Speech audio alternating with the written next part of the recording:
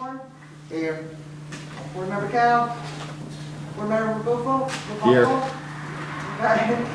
Board Member Shiner. Here. And Board Member Spada. Here. Board Member Wellman. Here. Do you want me to make the announcement about the meetings? Yeah, and we're going to start with Cruchet. There's just one thing I wanted to do about the meetings for the audience and the know about. The town hall is now closed to the public until further notice. All transactions should be completed online, over the phone, and through the mail. Tax payments will not be accepted at our window this coming tax season. They may be mailed in or paid online through our website, shandakentax.com. All other permits, Easy Pass, burn permits, dog licensing should be done through the mail. Court is still open, as are all departments. If you need to make an appointment for an in-person visit, call the appropriate department. All town meetings are now closed to the general public. We have live feed of all our meetings on Spectrum Cable on our public access channel 23. 2 days later, all videos are uploaded to our YouTube channel. Telephone teleconference options have been enabled for all town board meetings and planning board ZBA. Call 845-688-5004 during the public comment period, which will be after when the audience speaks here, to call in any questions or concerns. Okay, you say first? Yes. Ad placement Freeman, November 25th, 2020. Notice is hereby given that the Town of Shandaken Planning Board will hold a public hearing pursuant to Section 274, Section 276 of state law and is described in the district schedule of area and bulk regulations of the Shandaken Town Code for the purpose of hearing the following applicant. Regarding an application for subdivision submitted by Tom Crusade for a parcel located at 64 Route 214, Phoenicia, New York, 12464, indicated as SBL number 14.13-1-69 in an HC zoning district. Mr. Crusade would like to subdivide his 0.75 acres parcel into two parcels, one being 0.319 acres and the other, I think, supposed to be 0.21 acres. The public hearing is scheduled for Wednesday, December 9th, 2020 at 6:45 at Shandaken Hall, 7209 Route 28, Shandaken, New York. Entry of front door by Route 28. New York State Health Department COVID precautions require hand sanitizing upon entry, wearing a mask, and social distancing. And that's it. Okay, Don, would you like to come up and just go over it again, please? Everybody have a copy of their map in their file? If not, I have extras. There's only one map we found, and that was in I think, Art's could I have one? I left mine. Yeah, me too.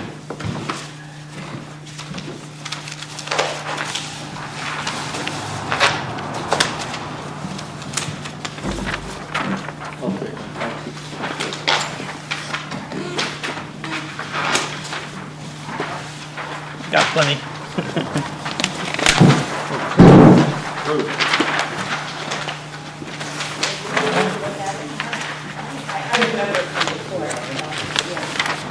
Yeah, this is the same, that this was before you, no changes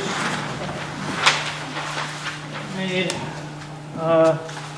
There's one here for the public if they want to see it. Okay. You want to give them a moment to, if they want to look at it? If anybody's here? Is there anybody here for this hearing?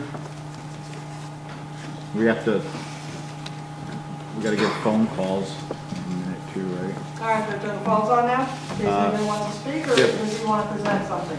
Do you have, I mean, you kind of covered it with the Okay, announcement, all right, unless you have more you want to add. Well, the last time we showed that there's most of the lots on the block are actually smaller than these. So I know we've generally approved smaller lots than what's in the zoning if it agrees with the neighborhood. And that's what we proved last time we were here, that it definitely is the same as the rest of the block. That was the only thing that I wanted to make sure that we understood from last time. The parking lots are already there, that, you know, for the parking for both properties. water shut-off valves, because this is village water. There's lines, separate lines to each house, separate septics. So town just wants to get the buildings on their own lots. So, and that's what we're here for.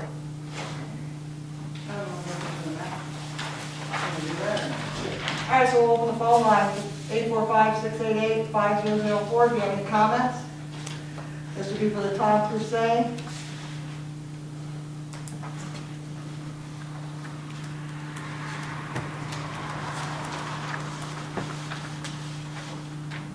Route 214, Phoenicia, New York.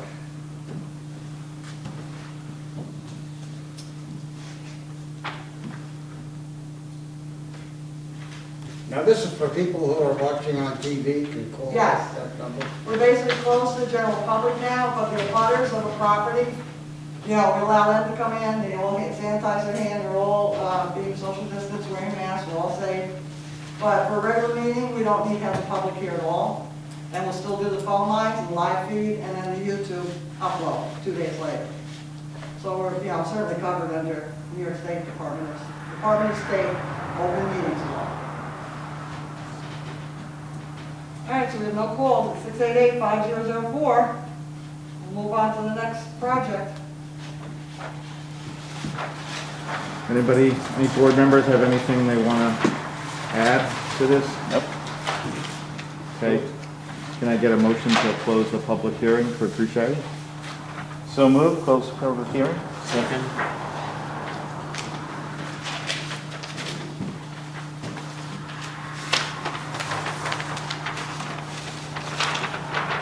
You keep the maps, or I'll take them. Oh, You know. Okay. oh, wait, we have to vote on it too. Oh, God, okay. All right, so you're voting on whether to approve it or not? To close. Oh, it's closed? Yeah. All those in favor? Close? Aye. Any opposed? Nay? All in favor? Okay, that concludes the public hearing for Crusade. You want to move on to the 79 Main Street? Yeah. Notice is hereby given to the town of Shandaken Planning Board will hold a public hearing pursuant to section 274, section 276 of the state law describing the district schedule of area of all regulations. The Shandaken Town Code for the purpose of hearing the following applicant regarding special use permit application by Audrey Malloy for a parcel located at 79 Main Street, Phoenicia, New York, 12464. Indicated as SBL 14.13-1-21, located in both HR and HC zone. Malloy would like to change the building use from residential to a coffee shop specialty market. The public hearing is scheduled for Wednesday, December 9, 2020 at 6:45, Shandaken Town Hall, 7209 Route 28, Shandaken, 12480. Entry or front door by Route 28. New York State COVID precautions will require hand sanitizing upon entry, wearing a mask, and social distancing. And we also sent, for both of these projects, certified letters within 10 days to the abutters, and the ad was placed in the Freeman. If you notice, the one woman that is an abutter, she called that she hadn't got it yet. It was stuck in Albany, but she did get it the next day after she wrote that letter. Okay. So she is one of the abutters, if you want to read her first or do the audience. It's up to you. I have this here. Are any of the abutters here? They should all be abutters, right? Tammy? Daniel? Are you an abutter? I'm a representative. Okay. Martin Schmidt? I'm here representing another project. He's here for a different Okay. project. So who wants to speak first? Tammy, Kim, or Doug? Come on, Tammy, you can do it. Do I come up? Yeah, you come up to the mic, please. So some of my concerns were, A, parking. Where do they plan on parking this project? We own the parking lot in the back, and that's definitely off limits for any kind of use other than our property usage. I'm concerned about the trash pickup. The dumpsters that they have are the wheel ones. They're down on Main Street, which is fine now, but come March, when the bears are out again, it's gonna be sprued up and down Main Street, and then we're all gonna have to look at it. You know, there was, years back, I had approached the planning board about, I wanted to do a small flea market in my back parking lot, and I was told I didn't have adequate parking, so they granted me 3 tables. So I'm just kind of like wondering, you know, what's going on. I don't know, I don't see the parking, I don't see the traffic, how it's gonna work and stuff.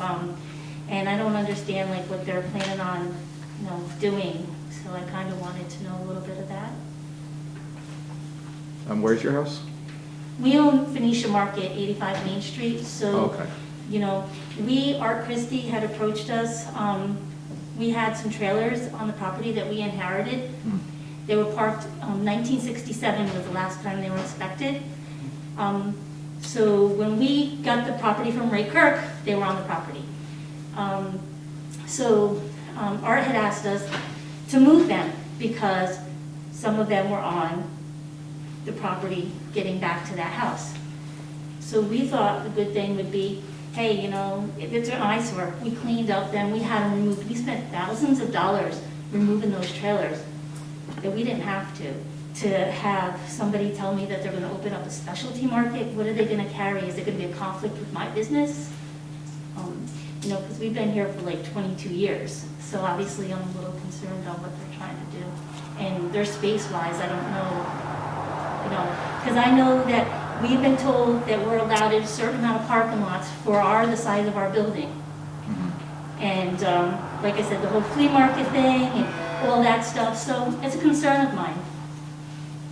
You know, so I just wanted to know what was the plan. Have you heard from the applicant at all? I Would you don't even know who she is. No one came in and, I mean, Let's let him present. I'm Maybe this Greg. might answer, that's I'm him. Audrey's partner. okay, Yeah, so you see me in, I'm in your store pretty much every day. yeah. Yeah, I see you all the time. You never So- said anything to me or clarified anything, which for me would have been. Okay, can you guys address the board? Yeah, would you, I'm sorry I'm though. sorry. We did this no, it's okay, you're fine. I'm We sorry, did- That's I'm okay. not like, you know. We did this a little out of order. Why don't we Okay. let him come up and present, There you go. re-present? Okay. And maybe that'll answer some of your questions. Okay, And then we'll address the rest of them in okay, order. thank you. Daniel Renberg, sole representative for Sparkwood, proposed coffee shop, specialty market at 79 Main. Audrey Malloy is unable to be here. So I do have an amended version of the site map here with a few parking spaces added in. I believe we settled on 5 last time, so I've slotted in a few more than that. There's about 9 spaces available.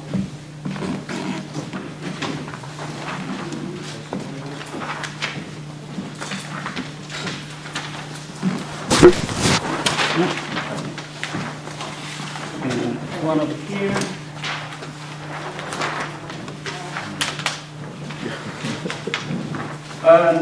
So as far as the project, it's essentially a coffee shop, offer coffee and pastries in the morning, small, very small, limited menu, takeaway foods, things like that, prepared foods, and specialty items more focused on local products. So I don't see there being a huge overlap with what you're offering. You're offering more general supermarket items where you do a little bit more locally specific market items.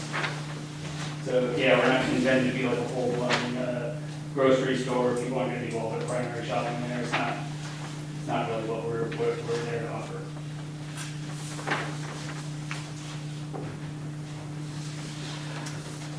Any other questions I can answer? Are you ever going to cook eggs or anything like that? Cook Never eggs? going to cook anything there? There won't be very much food prep. It'll be more like heating food.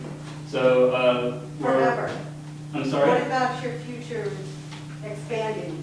Nobody goes into a business without thinking about the future, how they're going to grow. Well, we're having food prepared in commissary kitchen be brought in. There'll That's be big trucks bringing it in or what? big trucks? No.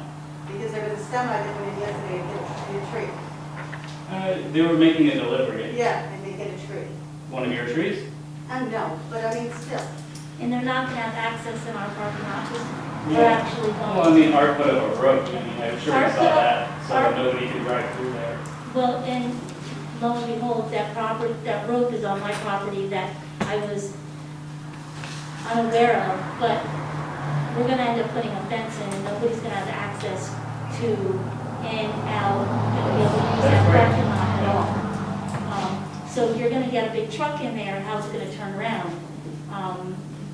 And I'm really concerned for the trash aspect of it as well, because, like I said, we have fought over and over again with people dumping trash in our dumpster, and we had to have it blocked. The bear gets in it. Do you know what you're gonna be facing, like, come summertime with your trash? It's gonna be all over up and down Main Street. Where you're gonna put your garbage dumpster, then the garbage trucks are gonna have to drive up there to get it. And it isn't even just the bears, it's the people that are staying in town. Right, they They use your come back from dumpster. hiking, They they fill throw up it in our our cans all the trash. time. We have to go out at 4 in the morning sometimes just to get our garbage. Yeah, we don't intend on leaving cans out on No, Main you're not Street, yeah. understanding, Yeah. like, people, if you need to take your dumpsters out to the road in the morning to get picked up. Yeah. From that time period, Good.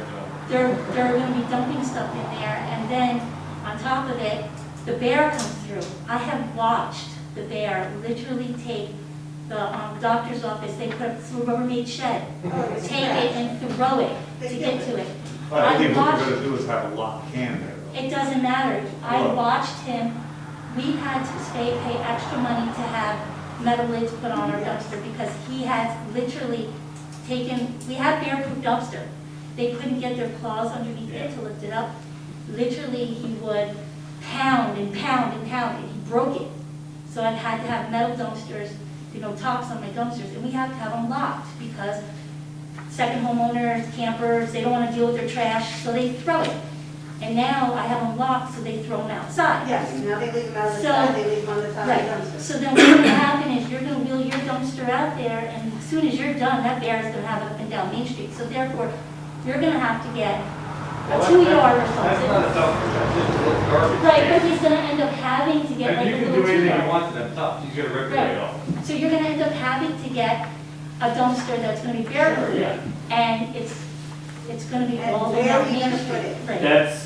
This is our end, it's not our end game with the trash, it's, we've been there for a couple months, we're getting going now, we're not open yet, obviously, we're in the process. I'm more than happy to take your input on what you've done for the bears, and, if you're, want to have a conversation, I would love to have a conversation with you about that. The road that you have is a one-way in, one-way out, so you're gonna have cars driving in, cars driving out.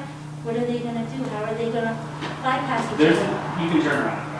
I'm not talking about that, I'm trying to drive up, somebody's trying to drive down at the same time, what are you gonna do? There's not enough for 2 cars to pass through there at a time. Well, we're not anticipating that much traffic on that. We're not anticipating, you don't know what the summer's like for businesses, especially with the whole change in the environment of the city people coming up here and living full-time. We've definitely seen a different in our business turnaround. It's totally different. In It's totally 2019, I'm sorry, the DOT said that there's 1,231 cars going through Main Street. That's in 2019. There are so many more cars now because of everybody coming up, all the Airbnbs. You're gonna have people walking up there, driving up there, look at down the diner. They've been doing carry out all summer long, carry out. You see the cars there? Mhm. I don't want that coming by my house. We do not plan on having it. How are you gonna Footprint stop like it? Guys, let's, I believe what's Let- gonna happen too is you're gonna have on-street parking and walking back But there. there's no place to park under the oh, hey, excuse me, one person at a time. I Dan, just take- have to say, there's no place on Main Street to park. I drive this for 22 years, I've been driving into Phoenicia. That stop sign, coming into Phoenicia, Main Street, and then I cross over to Ave Maria.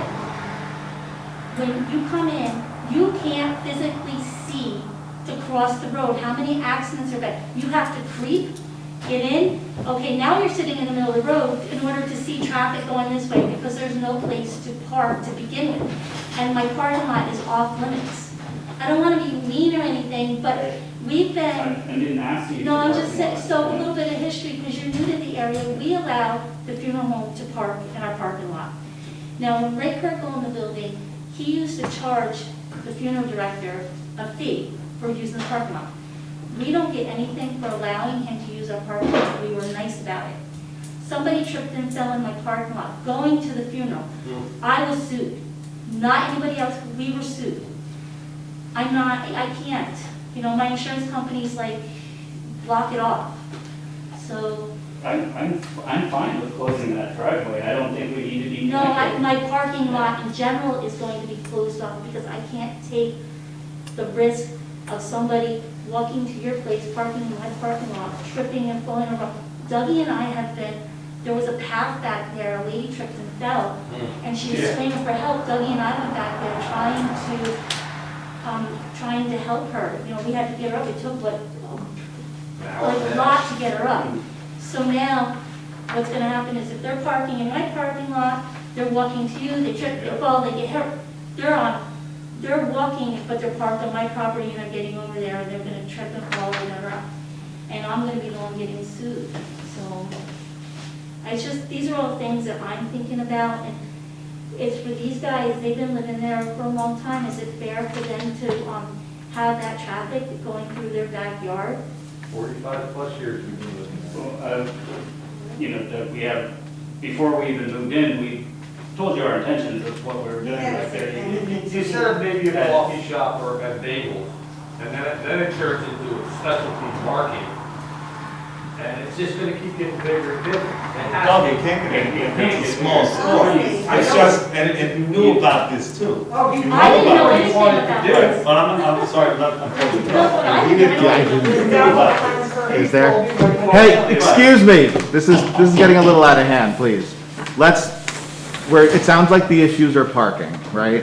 Yeah, And I traffic. mean, And I traffic. provided you, So the garbage, I mean, every business on Main Street has garbage, yes? yeah. They all have some means of dealing with it. We can't Yes, I say, worked in Brios for like 30 plus And years. we know had bears are a dumpsters problem. back there. I Dumpster. anticipate that we will figure out the trash problem. we have littering fines to deal with trash Yeah. problems. And DC, you're right. And yeah, I mean, it's not an issue. I'm not saying it's not an issue. We just, Oh, I'm anticipating it, you know, being Yes, an issue. you'll- We're keeping that in mind. and then, okay, let's address, so then the parking. Yeah, so like I said, I've provided 9 spaces there. I see the map. Yep. Do you want to come up here or? Nah, bring you that.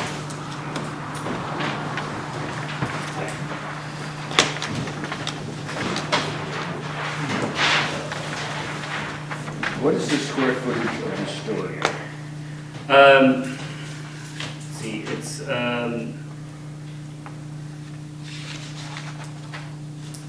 I wrote it down. What's the question? Square footage of the building, Of the space. It's 268 square feet. pretty small.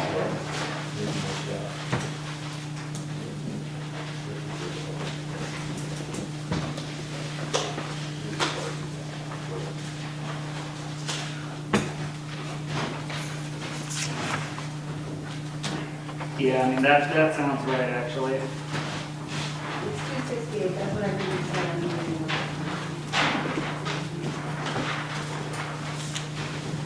Yeah, actually, my floor plan is not in here, but yeah, it is less That's than what I 250 have. square I have feet, yeah. 268 in my notes here. We had 5 spaces written down. Yeah, so 5 was the number we talked about at the previous planning board meeting. Flip over, have one, you want to read one of these letters? One was in the butter and the other one was through email I got today. That Sure. one statement from Mary Jane Christensen, has 2 properties along, where you are. And she did get her notice finally, by the way. So that, the first part of this is kind of null. Yeah, you skip that, Okay, I did get her legal notice in time. okay. And then just skip the whole first paragraph. She couldn't be here because of her sister in surgery. Okay, I and the neighbors are very upset about this permit. Mr. Christie has come into our residential neighborhood and stripped all privacy from us. We have lived here for 40 to 50 years. From his storage of his building supplies and large machinery to now a restaurant literally into our windows and yards. Sorry I could go on, but I know this is not the place. I need more time to get my thoughts together and talk to neighbors. Please consider postponing this project. And then the second page, she brings some points out. Which you're covered. Where will cars be parked? Hours of operation? We're looking probably about 8 to 3 right now.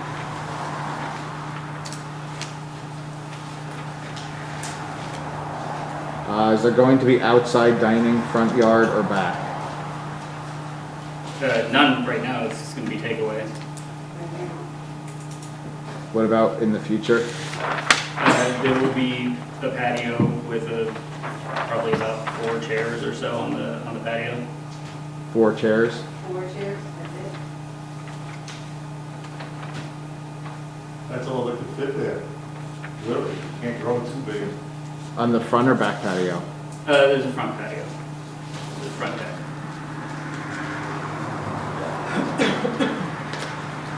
Well, you have a gravel patio behind the house on the map. Is that potential for seating We don't plan on that right now. right now, but then theoretically you could expand? I mean, theoretically, we could do a lot of things, but I mean, we just. So I'm we're just not- saying as far yeah. as the neighbors were concerned, that's a, Keep in mind, this is the arrangement you're being considered for, what you. Yeah, how you I mean, like, answer this. honestly, that gravel patio doesn't strike me as a dining area. What will they be doing about garbage and dumpsters? That's the, Yeah, I mean, the same thing everybody else does in town about garbage and dumpsters, so.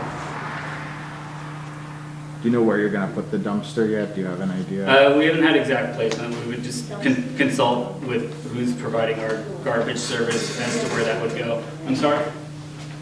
We were just No, I'm just saying hours saying, in front if of you get a something dumpster, in you're not gonna, the garbage trucks are gonna have difficulty getting up there, it's gonna take from the purpose box, turn it around, I mean, I'm just, I'm sorry, everybody else in the town deals with garbage, I think we can figure it out as well.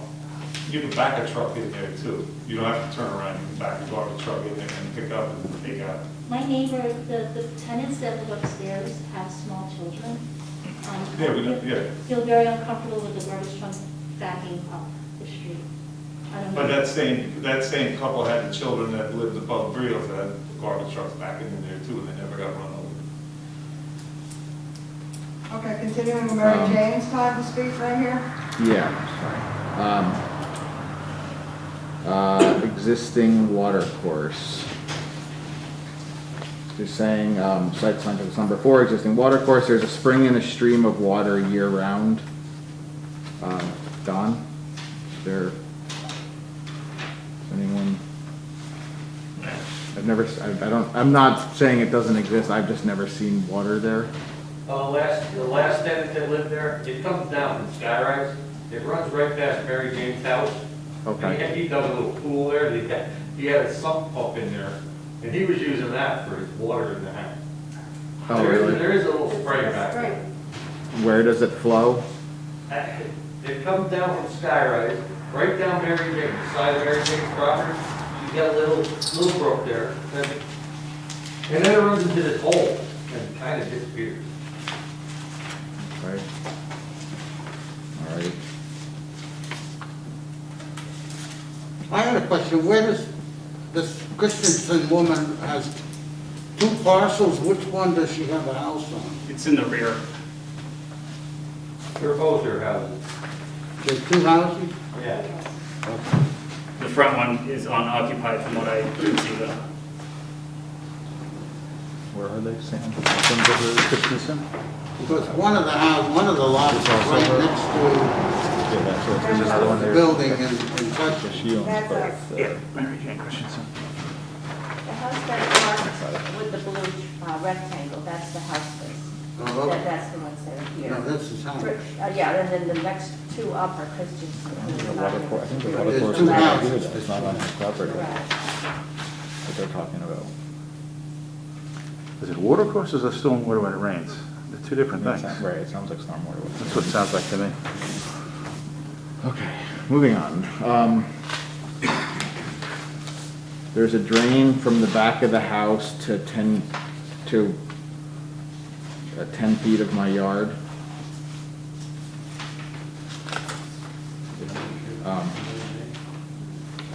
I don't know what, There's Is a it- photo she put too on the back, third page. oh, there's a photo. Yeah, it's in the order. I don't have a, oh, wait, maybe I do.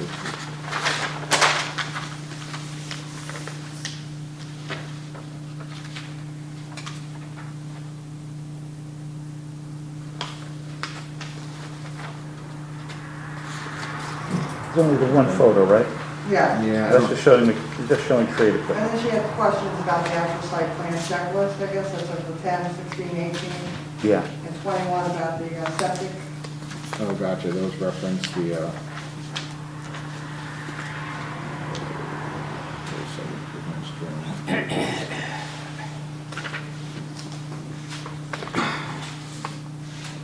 I don't know what the drain is it like a gutter drain, is it more significant? I don't, If you're coming off the back, do you see one that comes off the back of the house, the back of your house, that goes over onto her property? The one that goes underneath the patio? It's possible. She said something about the back, and he ran it all the way over so that all the water runs into her property. Okay, I didn't set that up, I'm not No, sure no, what, it's your landlord. you know, what the But issue that's- is with that. That's what I'm thinking that it is. Yeah. Yeah, so I honestly don't so know. is it a drain, is it just a drain pipe that runs over? I think they hooked it up to the back of the porch or something there on the house. Yeah, it goes from the side and it Does does. it cross the property line? Goes onto her property. Okay, It drains onto her property. okay.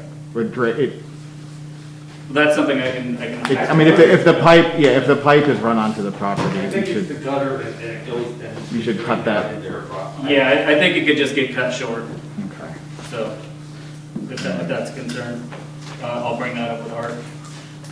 Number 16, almost all the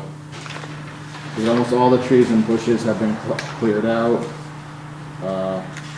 Item 16 is existing, proposed development of buffer areas, existing vegetative cover. She's just saying there isn't any, that's just about showing it on the map, that line item in the site plan checklist. Yeah. Number 18, building area proposed for retail sales, office use or similar commercial activity. That was 268 was the number we came up with, right? That was what you said? Yeah. But that's not shown on this plan, and that was my concern from the day one, is that there's a lack of information about the inside of the building to prove the amount of parking that's necessary. We helped the applicant figure that out, do the math, but there's nothing in the record here to memorialize what we're talking about in terms of square footage.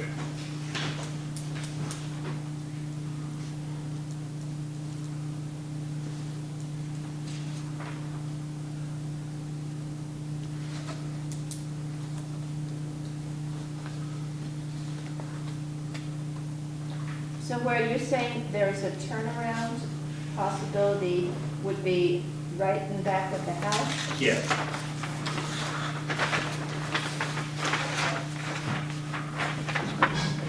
So people parking beyond there would have to back into that area to turn around? Yeah, I mean, you can pull in and there's like a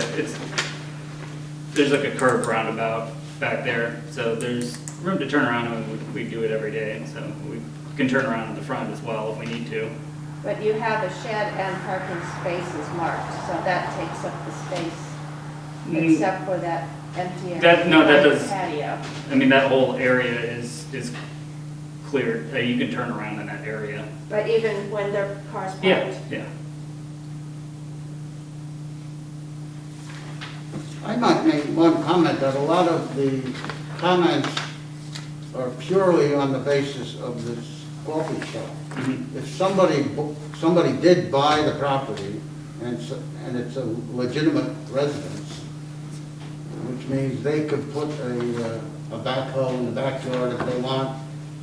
If they want to cut trees down, they can cut trees down. There's got to be garbage pickup anyway, there's got to be people driving into the house, which is a legitimate residential property. So a lot of the objections are specific to the business. Yeah, that's what it sounds like, yes. I mean, it's zoned commercial and residential, so. Was the commercial zoning a recent change? No, from what I understand, the property has always been zoned both. I don't know. I mean, I didn't. So I looked it up on the parcel viewer. I don't know if anyone else did. It looked like it was residential to me on the parcel I viewer. heard that the front of the building, from the front of the house out to the street is commercial. I see. From wherever that starts to the rear is residential. Where the building sits is residential. Don, can you speak to that? Yeah, do you mind?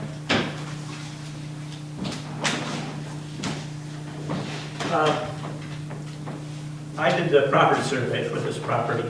I didn't do the site plan. So I really can't answer your question because if I did the site plan, that would have answered a lot of your questions. And, you know, we have a young couple that want to start a business in Phoenicia. I'm all for encouraging that and, you know, behind it. Problem is, it's against the law actually to draw on a land surveyor's map and pass it off as a site plan with my stamp and my signature on it. Well, I didn't do that. So there's that. But besides that, you know, I'm willing to help them out with whatever they need to do for a site plan. So as far as where the pipes are and the specific drainage, you know, and the parking, the dimensions and the square footage of the buildings, that would all show on a site plan, so.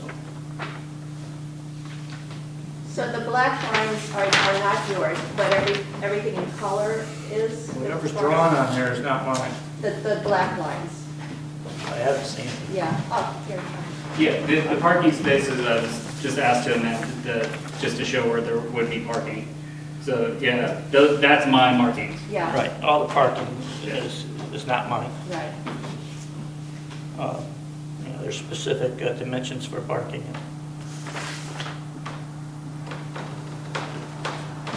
How old is the building? It's been there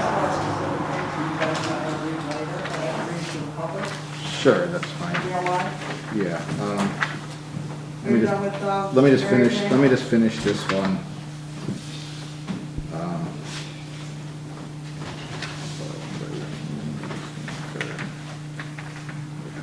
Okay, has New York City and Ulster County Health Department approved the septic system for a restaurant in the reserve area been approved? I'm sorry?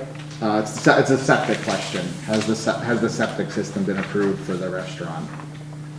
We're getting an ag license, an agricultural license, so the health department isn't doing an inspection on the septic system. You say they are? Or? They aren't. The agricultural department will come out for that. But I do have the septic paperwork.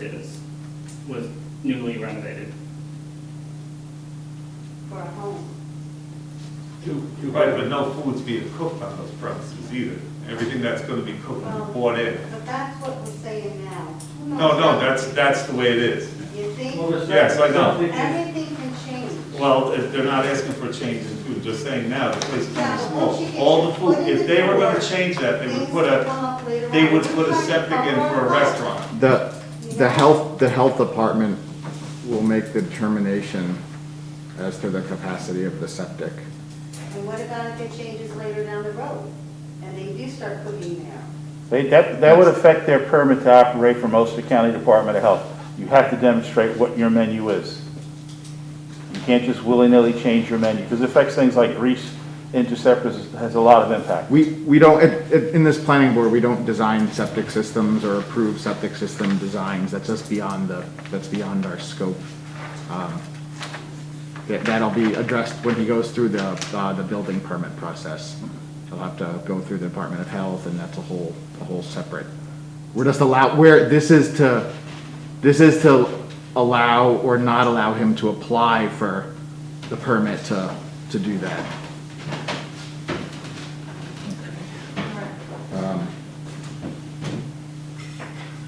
What does the description of existing really mean?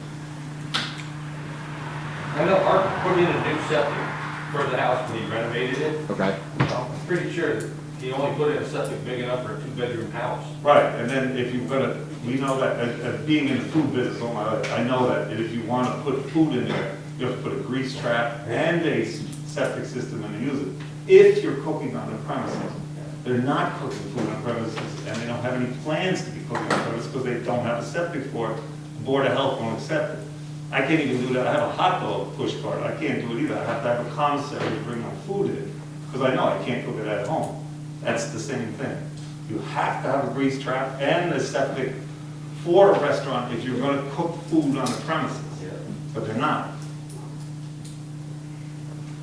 And so now you have a spot for 9 parking cars. 9 parking spots. Yeah, look at the map, yes. So you think there'll be that many people coming in? I mean, I just don't know, we want to put up with all the traffic coming back. There's going to be so many people. I mean, they come in droves, just coming down from the mountain, hiking. And I don't want to sit on my deck and have the Main Street walking past my house. You live on Main Street. I don't live on Main Street. I'm in the back, and it's very secluded. You're going to be walking up and down. Cars are going to be coming up and down. It's never been like that. I deal with Main Street when I go to my store. I deal with picking up their garbage all the time. I deal with all that crap. When I come home, I want to come home. I don't want Main Street following me home. And I'm sorry, I'm not a bad person. I don't think you guys are a bad person. But this is our life, When I come home, I want to My be able life to as sit. well. Yeah, but that's not Intertwined with my this as life. well. I mean, you guys, you're right on top of us. I'm curious to ask them. I'm sorry that you don't want neighbors, but tell your It's neighbors not there. about neighbors. It's about having a business that could bring 100 people down the Question, road in a day. Excuse me, where do you live? I live right next door to them. Which, You know if you could point it out on the map? 9 Iron Mountain Drive. Mountain, that's over We're the there. closest building to That's the out of the tree, yeah. railroad. Are you right behind the market? Their names are. Yeah. No, they're behind the Paramedic. doctor's office Yeah. and the ambulance. I mean, they Paramedics are are here. so close to us. Yeah. I I guess that's your house. I don't want people sitting out on the porch and having dinner and all that. I sat. You're not gonna have to. It's He not a just- restaurant. He just said that they're gonna sit out on the deck. Right, they can take something to go and sit on the deck, but it's not like a waiter service or wine. It's just to go, But when people you have a rent, picnic table in front when of your people store, man? rent on We have Main picnic Street, tables Which is for there. the Right. they neighbors rent on Main Sure. Street. Right. There's There's a their winner. other houses. We chose to live here. His mother chose to live here because it was secluded. And now you want to bring all of that back. It's different they when own you the choose market. to live on What Main is Street. this? We're surrounded now. We got That's the lot, I paramedics think. right in front of us, right here. They're all there. Empty lot. I'm gonna say the market. Oh, wait, that's The the, trucks coming in all day. They're behind, The what, light the was right up library? the road, which is Vivian, coming out. is it the library? Now, This they is have the one right up in my supermarket. backyard. And this is, I have, I mean, no, this is I know you the, can't stop. no, you got it forward, okay. And This is the I'm sorry supermarket, that, this is their you know, parking it's lot, right this next is where door the to you. trailer goes down. There's literally This is anywhere Doug's. else around. Where- All right, I think, hey guys, House, that's I think the one speaking. we understand They're very everyone's close. opinion, And then everyone's Christensen who wrote the concerns. letter, these two properties. Is there houses there? I believe so. All Where- right, one more letter, do you want me to read that? Yeah, go ahead. And then we're read gonna that. go to public comment on the phone. Yes. They did. This is from Hillary Smith at, Also zone commercial. That's why they- you gotta do the gavel again? We don't know that. You just said, oh, here's. This microphone's cost a lot of money. We need quiet, please. Okay, this letter is from Hillary Smith, who lives at 210 Fox Hollow Road. All the board members have a copy of this letter, but I thought I would read it out loud, and they might have to address some of these concerns later, but I'll read it out loud now for the public. Fox Hollow Road. It's not clear how this is even under consideration by the planning board without a use variance from the ZBA. The building is in the HR district portion of the lot. This district doesn't allow retail.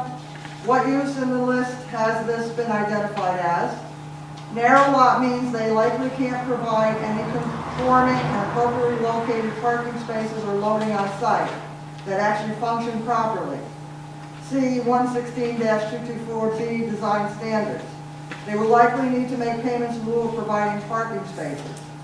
3, how will the garbage truck access the facilities?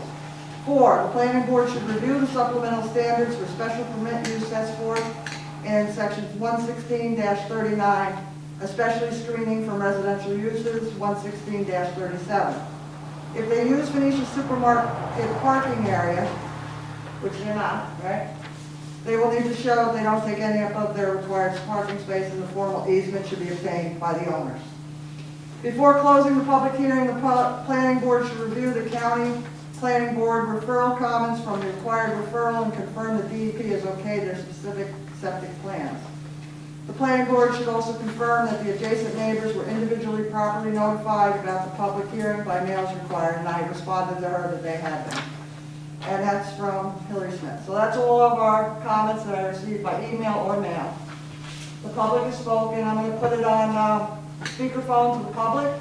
And if there's anybody in the public that would like to call in, a question or concern, again, the phone number is 845-688-5004, and we'll give it a few minutes on that. Speak amongst yourselves. It's like a game show.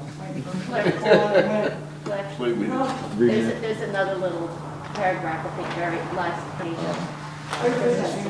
That's from Christmas. yeah, Oh, it's that same letter. yeah, this is the end. You want to read it? Yeah. So as you can tell, this is again from Mary Jane. So as you can tell, I am very against having a restaurant a few feet from myself and my neighbors. We have lived here 50+ years in peace and harmony, and the new people of 1 month have come in and destroyed it all. You know this is not the end of their request. They will be back for more and more hours, outdoor space, breakfast, lunch, dinner, etc., if they can just get their foot in the door. That's it. Could I ask a question? Yeah, go ahead, Ellie. Is this intending to be, this occupancy intending to be a retail shop or a restaurant? Because the retail shop is not allowed in the Hamlet residential district. Well, that would be the specialty summer, right? Primarily a coffee shop with specialty foods. Yeah, but you said that it's not a restaurant. Right. Restaurant would be allowed with a special permit. Yeah, well, we're serving food, we're just not preparing it there. So we're not operating a commercial kitchen, but we're serving food. Takeout. So is that a retail shop or is that a business? I mean, I don't know where the, decision comes out on calling that a retail shop if you're serving food. I mean, food doesn't sound like Retail is retail considered the to end me. of the sale of the product. Yeah, I mean, you would have to tell me where the distinction is there. Well, I don't know what the legal distinction is. that might be a question for the ZBA, that's my suggestion. And then the parking, if you limited, or a retail shop, the square footage of the retail shop determines how many parking spaces you need. Yeah, I believe we And went over also that limits already. the amount of seats or people you can have. So those are my two questions. Well, we're not providing any seating currently, so, for obvious So it's by reasons. square foot, Yeah, square footage of the service. yeah, it's less than 270, it's 268. That's what I believe we've gone over this. I mean, I don't know what else to say about that. Well, for a retail shop, it would be, Well, it's, you not a need retail one shop. parking area for every 150 square feet, or for retail service floor area, 1 per 200 square feet of gross area, whichever is greater. For a restaurant, you would need 1 per 3 seats or 50 square feet of floor area.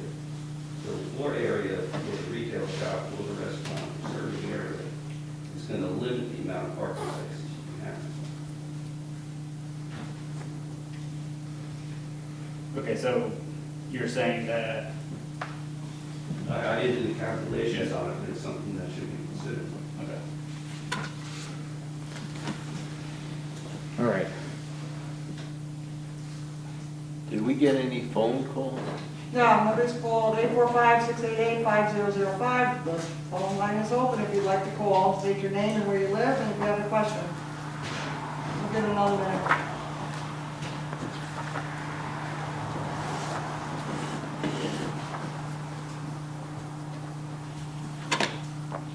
Well, Howie, to your question, our index does state retail food establishments, see restaurants. So it's considered restaurant, a retail food establishment. Where did you see that? Page 41 of the index, when I look up for retail food, that's what I find. Refers me to restaurants. And special permit there refers me to 11640.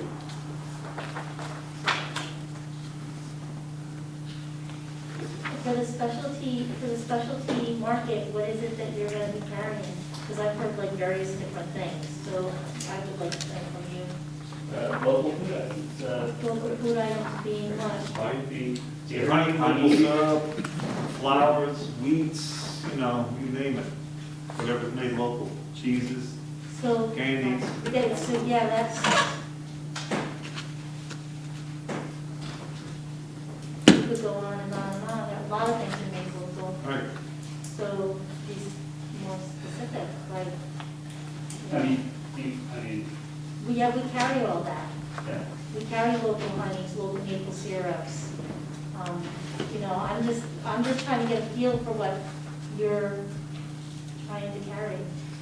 Because you only have 200 and some square feet. Now you're like packing that, plus you're gonna have a coffee shop, your pastries, your bagels and all that stuff. And now you're also going to have it packed with stuff from local goods. We're doing coffee, pastries, some prepared food items, and some local specialty food items. And only 200 square feet. Yeah, it's gonna be a small footprint, and, that's the space we have to work with, so that's what we're gonna work with. And I think that's the main thing too, they really won't see tractor trailers or trucks pulling down there. The amount that they're gonna get, the amount that they're gonna get is very small. So they can actually get most of it themselves and bring it in. I hope so. One piece of larger. Well, you really can't get you're not gonna get a Cisco truck down there, that's for sure. Well, I can't believe you tried to bring the truck down yesterday, did you try? Try, you should have All right. in the street and walked it And I down. have one other thing. They can always tell the truck Go. drivers too.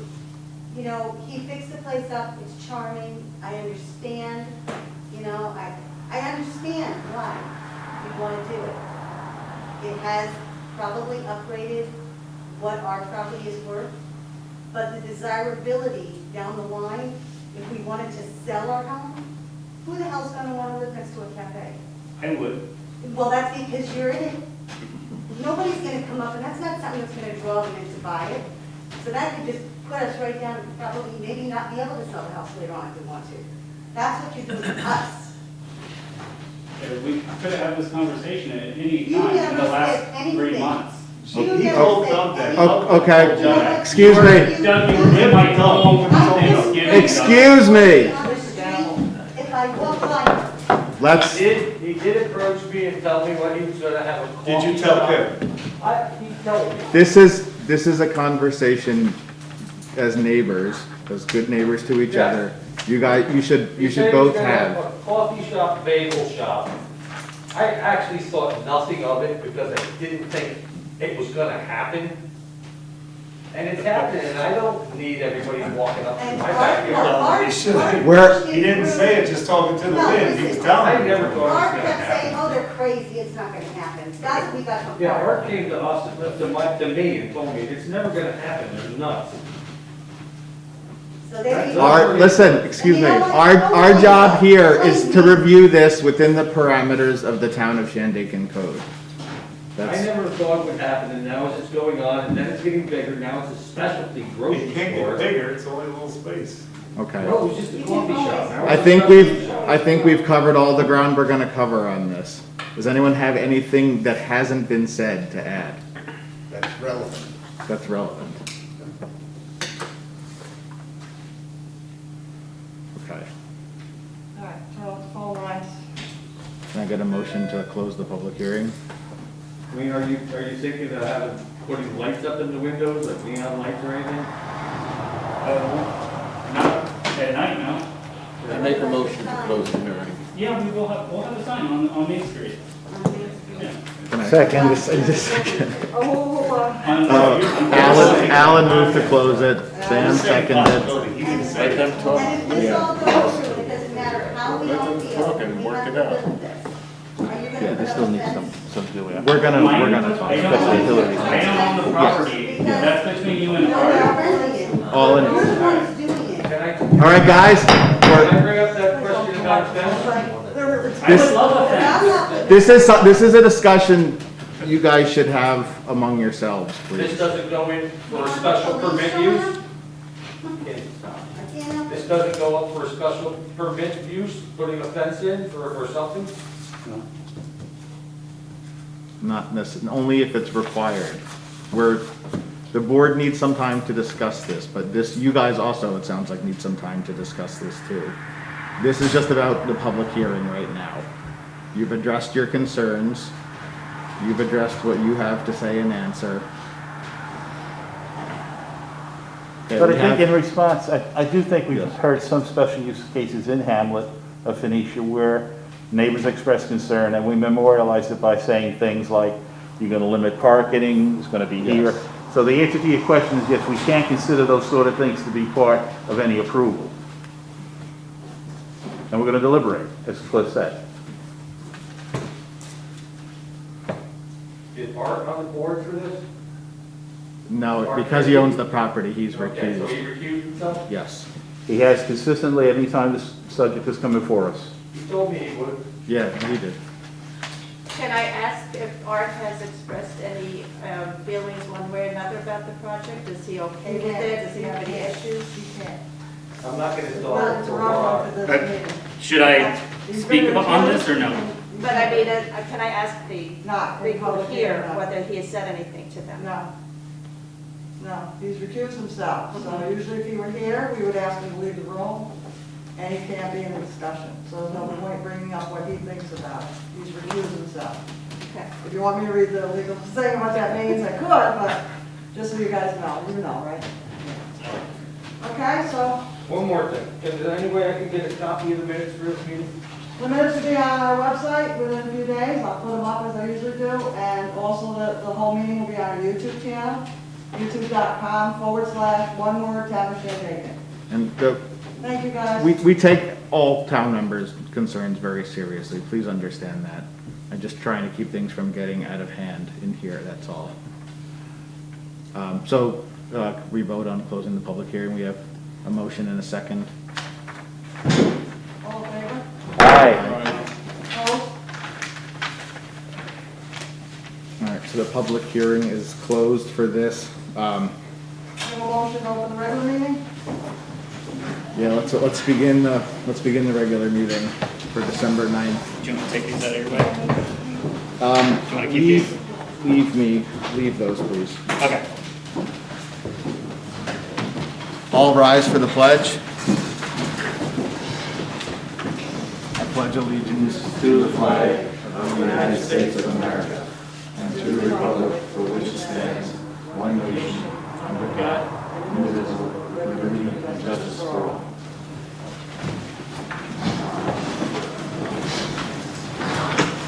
Board Member Sisti, Board Member Horn. Here. Board Member Cal. Board Member Wilboko. Here. Board Member Shiner. Here. Board Member Spada. Here. Board Member Welton. Here.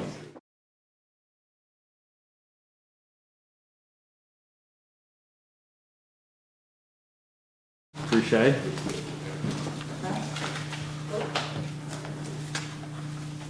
Do I read this now?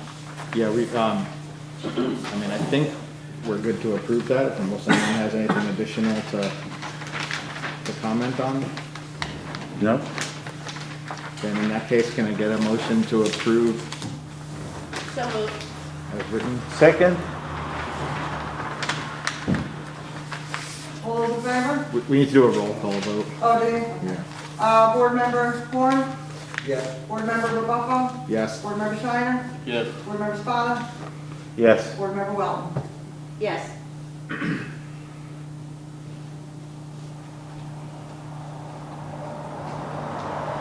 Thank you. That's it. So we approve the application by Tom Crusade. All right. The next, let's move on. What else do we have here? Branches. Branches, I know, okay. Come on up, guys. Yes, please. Hello. Can I get your name and address, because I'm new here? Sure. It's Steven with a PH, Uh-huh. Sanchez, Sanchez, Yeah. 7039 State Route 28. You know your SBL? Do they have it anywhere? It's What's the name of the here- business? There's two SBLs, but we have them here on the site plan. We have so much paperwork on file. It's the from Copperhood, Okay. it's the current, it's the Oh, existing okay. Copperhood Okay. retreat, yeah. Got it, thank you. And we can unblock. So, since last month's meeting, we have submitted the response letter to the town engineer's letter to us with our legal and engineering comments. And Catterskill Associates has added to the site plan the requested additions to the site plan, including the special flood hazard zone area, and has made headway in completing the stormwater treatment plans for the site plan. So we're making progress on all fronts, and we left the last meeting at the board having to decide whether we would have a public meeting for seeker and then a separate public meeting for site plan approval, or whether the board was comfortable completing seeker and then just having one public meeting for site plan approval after the planning board completes seeker and issues a negative declaration. So we're here to find out after your workshop with the town engineers what our path forward is to, and what next steps are.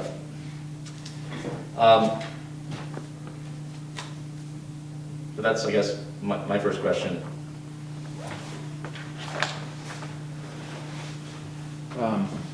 Yeah, we're not going to do a seeker hearing. Mhm. Sorry, I'm just trying to look through this as I enter here. Yeah, Martin was planning on walking through the. Yeah, do you mind, can we? Yeah, absolutely. So, as, oh, of course, a little muffled to the mask. Hello, everyone, nice to see you again.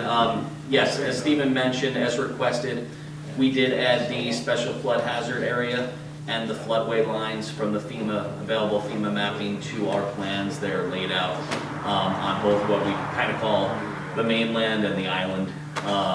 So they're shown where they run. The floodway actually came in a little bit further than we had anticipated, so we shoved the parking back a little bit. We adjusted our parking. In doing so, we actually were able to gain another 3 additional spaces, but the entire parking and any re-grading is completely outside of the floodway. Excellent. On that section. SP4 shows that really well. SP4. We actually got a win-win on that one. Yeah. So just so everyone knows, over the past month, we have been working feverishly on getting this thing wrapped up design-wise, and we're there at this point. We've completed all of the septic system design for both the island and the mainland, the replacement septic system. We've completed the site plan design. We've completed all of the stormwater design. We are complete on the design of the entrance modifications. We've met with DOT. We've given them everything that they've asked for. Basically, we're going to be closing down one of the entrances and moving to a main entrance right in the front. They're very happy with everything. And we'll have a meeting on site with both CWC and DEP scheduled for next week.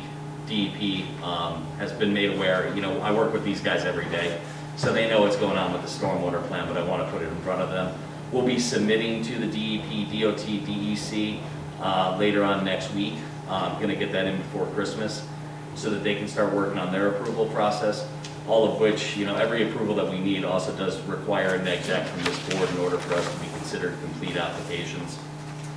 Entrance. Sorry, I'm like going through my list just so I keep it all straight. I mean, that was pretty much it, and just to reiterate where we were at, we kind of want to talk about next steps for procedural as far as seeker public hearing, and then, you know, general site plan public hearing, when we might be able to schedule that for, because at this point I think we've given everybody everything that they've asked for, hopefully. Sure. If you want me to walk through some of the more technical stuff on the plans, I am happy to. Like I said, there is a full stormwater plan in there, which includes erosion sediment control and treatment of all the stormwater runoff. All the site plan stuff is done, all the parking is done. I don't think anybody really wants to get too technical on any of that, but I'm happy to point everything out. Just the erosion. Sure. If you just point, you know. Yeah, I have a set of plans right here too. Perfect. You just tell us what pages, and then the island structures and what Yep. page that stuff's on with the flood hazard area. So, sheet number 3 here is just kind of an overall of the entire site. Shows that little island area. Actually, it doesn't show all of it. Well, it does, I'm sorry, because all the waterways are on here. And then we have topo on just a specific spot, which is above that base flood elevation. We also show all the building, the parking, all the proposed conditions. Sheet number 4 is more of a blow-up specifically of the new improvements, which is this parking lot. I mean, that's one of the biggest improvements that we're doing. It's a very large parking lot. We've come up, from approximately like 16 spaces on the site in total. We will have 44 when we're all said and done. Right in between the parking lot and the building, there are, if you can see it, there's 2 hatched areas. Those are going to be stormwater planters that are built into the hill. So, they'll just have grass boundaries, but that's actually handling a big chunk of the water that's going to run off of the roof. It's these 3 items here that I'm looking at? Yes, sir. So they're there. not berms, they're swales? They're not berms, they're swales. So basically the hill will kind of come down, come up, little berm, go back down, create another swale. Those are gonna be stormwater planters. They'll be specifically planted with like native vegetation and whatnot. They actually are attenuating the 100-year storm in there, if anybody besides me in the room completely understands that. It's a really big thing. Basically, when you do a stormwater plan, we have to knock down the peaks of all the water going out to the drainage discharge point, which is essentially this branch of the Esopus. So we're knocking all the velocities way down when we're doing all of this stormwater stuff. So hopefully that really helps everything downstream, or at least our small part of it will help downstream. Other changes that were made, if you go the next page. It's kind of nice too. I mean, this captures a lot of the stormwater that's already running off from the existing Copperwood. Yes. So it's not yes. just stormwater. We're not just doing new stormwater and controlling runoff for just the new parking lot, but for the whole facility. SB 8. 8. Yeah, sheet 8 actually kind of shows the stormwater components a little bit better and labels them all. So there are going to be stormwater planters on 3 sides of the building. Then the one with the stairs going up between the middle. Then for the parking lot, we are doing stormwater under the parking lot. That's going to be all infiltration because we have really great soil out there, and it's also more than 200 feet from our public water supply, which is a requirement. There's also... Which is where? The public water supply is going to be the well, which is right here next to the building. Okay. When you're serving X amount of people, you're considered a public water supply by the Department of Health. We actually have approval for this to be a public water supply. We've already received that approval from the DOH. And the leach fields being positioned all the way here also is in relation to the public water supply, making sure that the septic leach fields are far away from where we're drawing water. Sheet 9 just has like some kind of visuals of what the planters will all look like. Those are the ones around the building.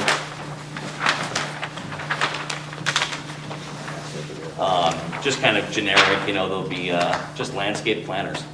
I also wanted to touch on the septic system, which is going to be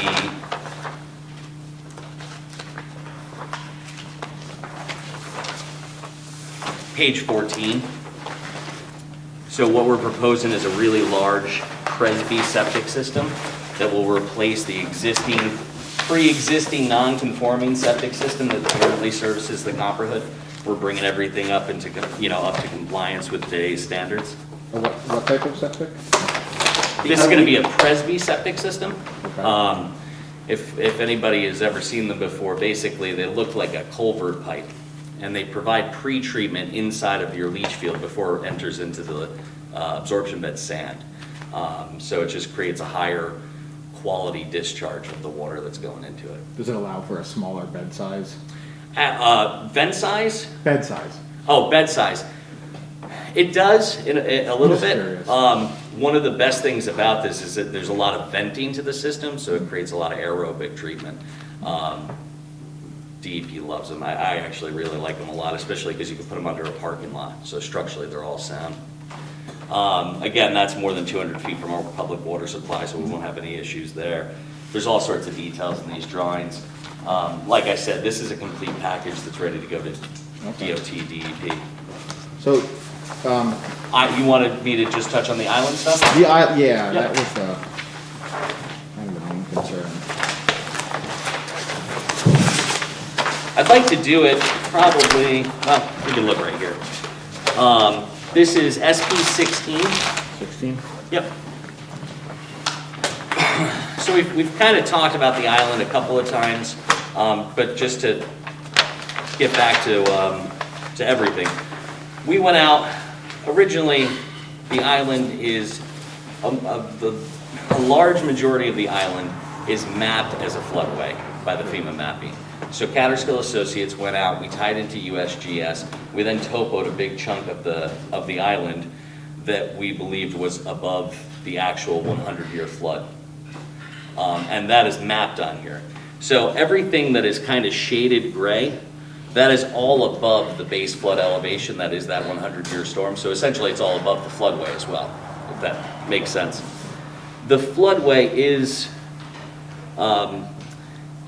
on here, essentially it is everything outside of where it says SFHA. That line is the Special Flood Hazard Area line as mapped by FEMA. So you can kind of see we have some So discrepancies. that's where I'm lost, yeah. So this is So- FEMA, Yeah. the label with the letters. With- and with gray the- area is yes. what you actually found. And so FEMA, the way that they do their mapping is they use something like stream stats and they use some aerial topography, and they create a map and then they put it online. Yeah, go ahead. So are you saying that where I see the line SFHA, Yes, that's where FEMA thinks is above the 100-year flood? yes. But you're saying it's actually out to where you pushed the line? Yes, Okay. based on FEMA's established base flood elevations. Okay, so you use their criteria and you're more refinedly determined that Yes, sir. it belongs more rightfully further out? Yep. Okay. So we went to and submitted to the floodplain administrator, we sent him a copy of all of our plans and a letter, and I CC'd you guys on all that stuff, so hopefully you have it in your files. I know we're really good at creating paper, so I apologize. And we did receive our approval for the floodplain development. We received that last week, I believe it came in. So we're, as far as they're concerned, they're happy with us doing this work. And you talked about generating a no-rise certificate. Yeah, we created a yeah, no-rise certificate, Right, yep. you did. And that no-rise certificate has been approved by Rob Stanley. Okay. I'm sorry, just to interrupt. What I find interesting is that the FEMA mapping and our, where Catterskill's topographical work don't align. And if you look at the gray area that was topoed, or like the shaded area that's above what we think is the floodplain, there's like an 8-foot drop off there. So there's absolutely no way that the FEMA, that FEMA area is accurate. Yeah. And, apparently it's done with, like with satellite or with planes or. I mean, LiDAR? they Well, it use- crosses the middle of a tennis court, which we know has to be at least pretty level. They use Yeah. the resources. Exactly, yeah, They use the exactly. resources that they have, Yeah. but they're never putting boots on the ground and doing manual topo like we do. They've got too much just. They're kind of ground to busy cover. guys, you know? Yeah. Plus it would cost us all a lot of money. So anyways, back to the island. We are proposing that we will have 5 work cabins and 1 comfort station. We will have a new well out there and a new septic system. That well has not been drilled yet. That will be a public water supply. We will be seeking DOH approval for that. Is it just serving this area? It will only be servicing this little area here. Sorry about that. And if you look at the site location in the smaller site The plan, Kena? you'll see that this area in the middle of what we call the island is hundreds of feet away Yeah, from the waterway. You can So- I remember taking the walk. Yeah. Yeah, See it. but just for the public record, I just wanted to make sure everyone's aware that we're nowhere near the Asopas. You can see it best on, I believe, sheet 3 there, that it really shows where the waterway is and where we're planning on doing this work. The existing tennis court will be removed. We will be doing a new septic system, which will service, again, just the comfort station. That comfort station is going to have a couple of bathrooms, little area for work and whatnot, maybe a little conference, something along those lines. Well, and to be specific, it's a 750 square foot building? Yes. It's with 2 bathroom stalls and a little kitchenette and a little open room that people can work out of, or we can have small, functions in. So it's not a big building. Yep. And the work cabins are about 150 square feet too. So again, really tiny impact. We're not proposing like, massive tree clearing or anything of that nature. Maybe a couple of 2-3 trees have to come down in order to do this. Everything's kind of already in an open field. All of the structures will be on piers, so they'll be built on piers and they will be 2 foot above the base flood elevation as well. And that's kind of everything that we've compiled with this drawing set. Again, I'm happy to get into more specific stuff if anybody needs me to. The math gets a little boring. What, with the cabins on the piers, what, do the piers meet FEMA standard for anchoring? They will. I mean, it's gonna be designed by Dutton Architecture. What are the requirements of a public water system over a regular one? So the requirements have to do with quality and quantity. Those are the biggest things. When you do a public water supply, you have to drill it, you have to flow test it.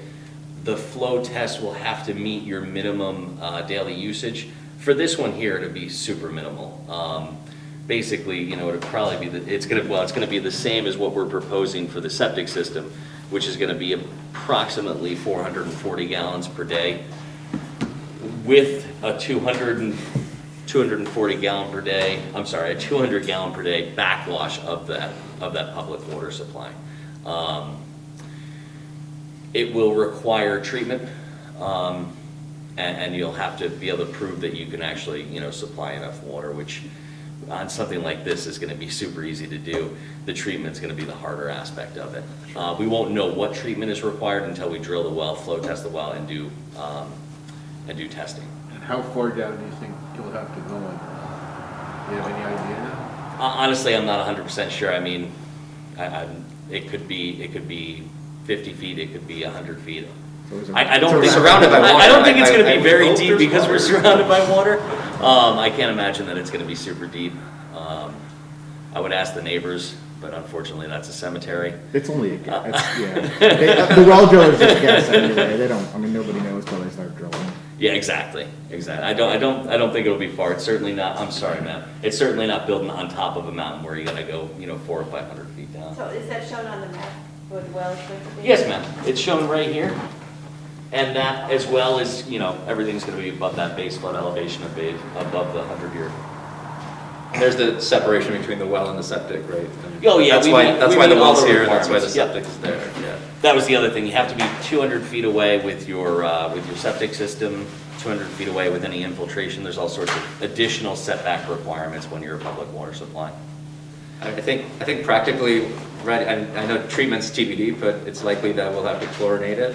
Yeah, I mean, And- more than likely chlorinate, maybe. And then maintain it and monitor it and make sure that every day that it's, 0.2 ppm to 0.4 ppm of chlorine and Yeah. just, And the health department will be checking. Yeah. I know that. Yeah, and again, we're already approved for the public, because there's 2 wells in this site. Well, there's 2, one existing, one proposed. We already have health department approval for the well that is servicing the existing building now, which will be used. Is there a possibility of using UV light instead of chlorine? We'll probably have to do both. That's just kind of a standard thing with And they can department. test the water and tell you whether you have to do that? Yeah. So Catterskill Associates will test the water and will design a water treatment system. And then after that, there will be periodic testing for the Department of Health, which has to be done as part of just a general maintenance and, I'm looking for the word and I apologize, operations for the entire site. So you're going to have a pipe going from the well to the comfort station and other areas on the? No, ma'am. Just the comfort Just the comfort station, yeah. That Yeah. goes through the flood zone though, right? Is that going to be underground? It will be underground. Uh-huh. Yep. And we have approval for that as well. I mean, that one trench will be 4 foot at minimum, because it'll be a water line below ground that will never create a rise situation in anything. yeah, the work cabins don't have restrooms.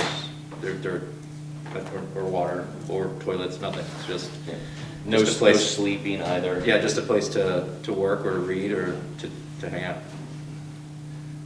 Now, I lost track. Mostly of- work. You mentioned how many more parking spaces you have, but I thought that you were not increasing the number of rooms that much, or the number of tables in the restaurant.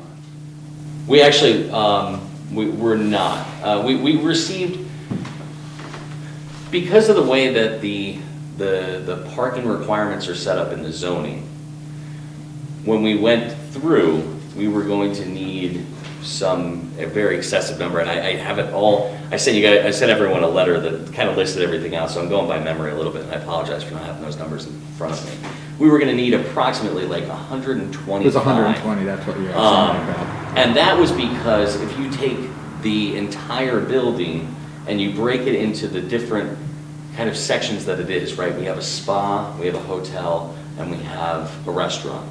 And then you break it down by square footage, you come up to about 125 spaces that is needed.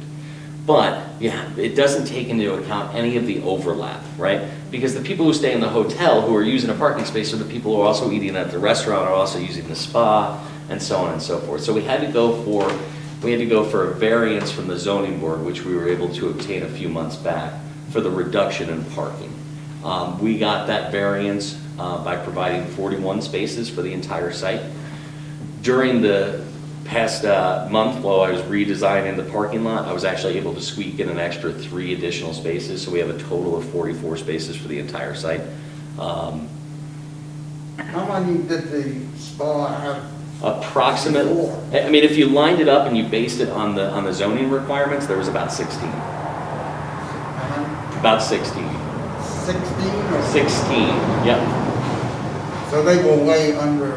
They were way under, and unfortunately, there was no way that we could potentially even meet it based on the site conditions. I mean, we have that branch of the Esopus, we have the floodway, and we have, you know, a wetland and other restrictions. We've really maxed this out as much as you possibly could.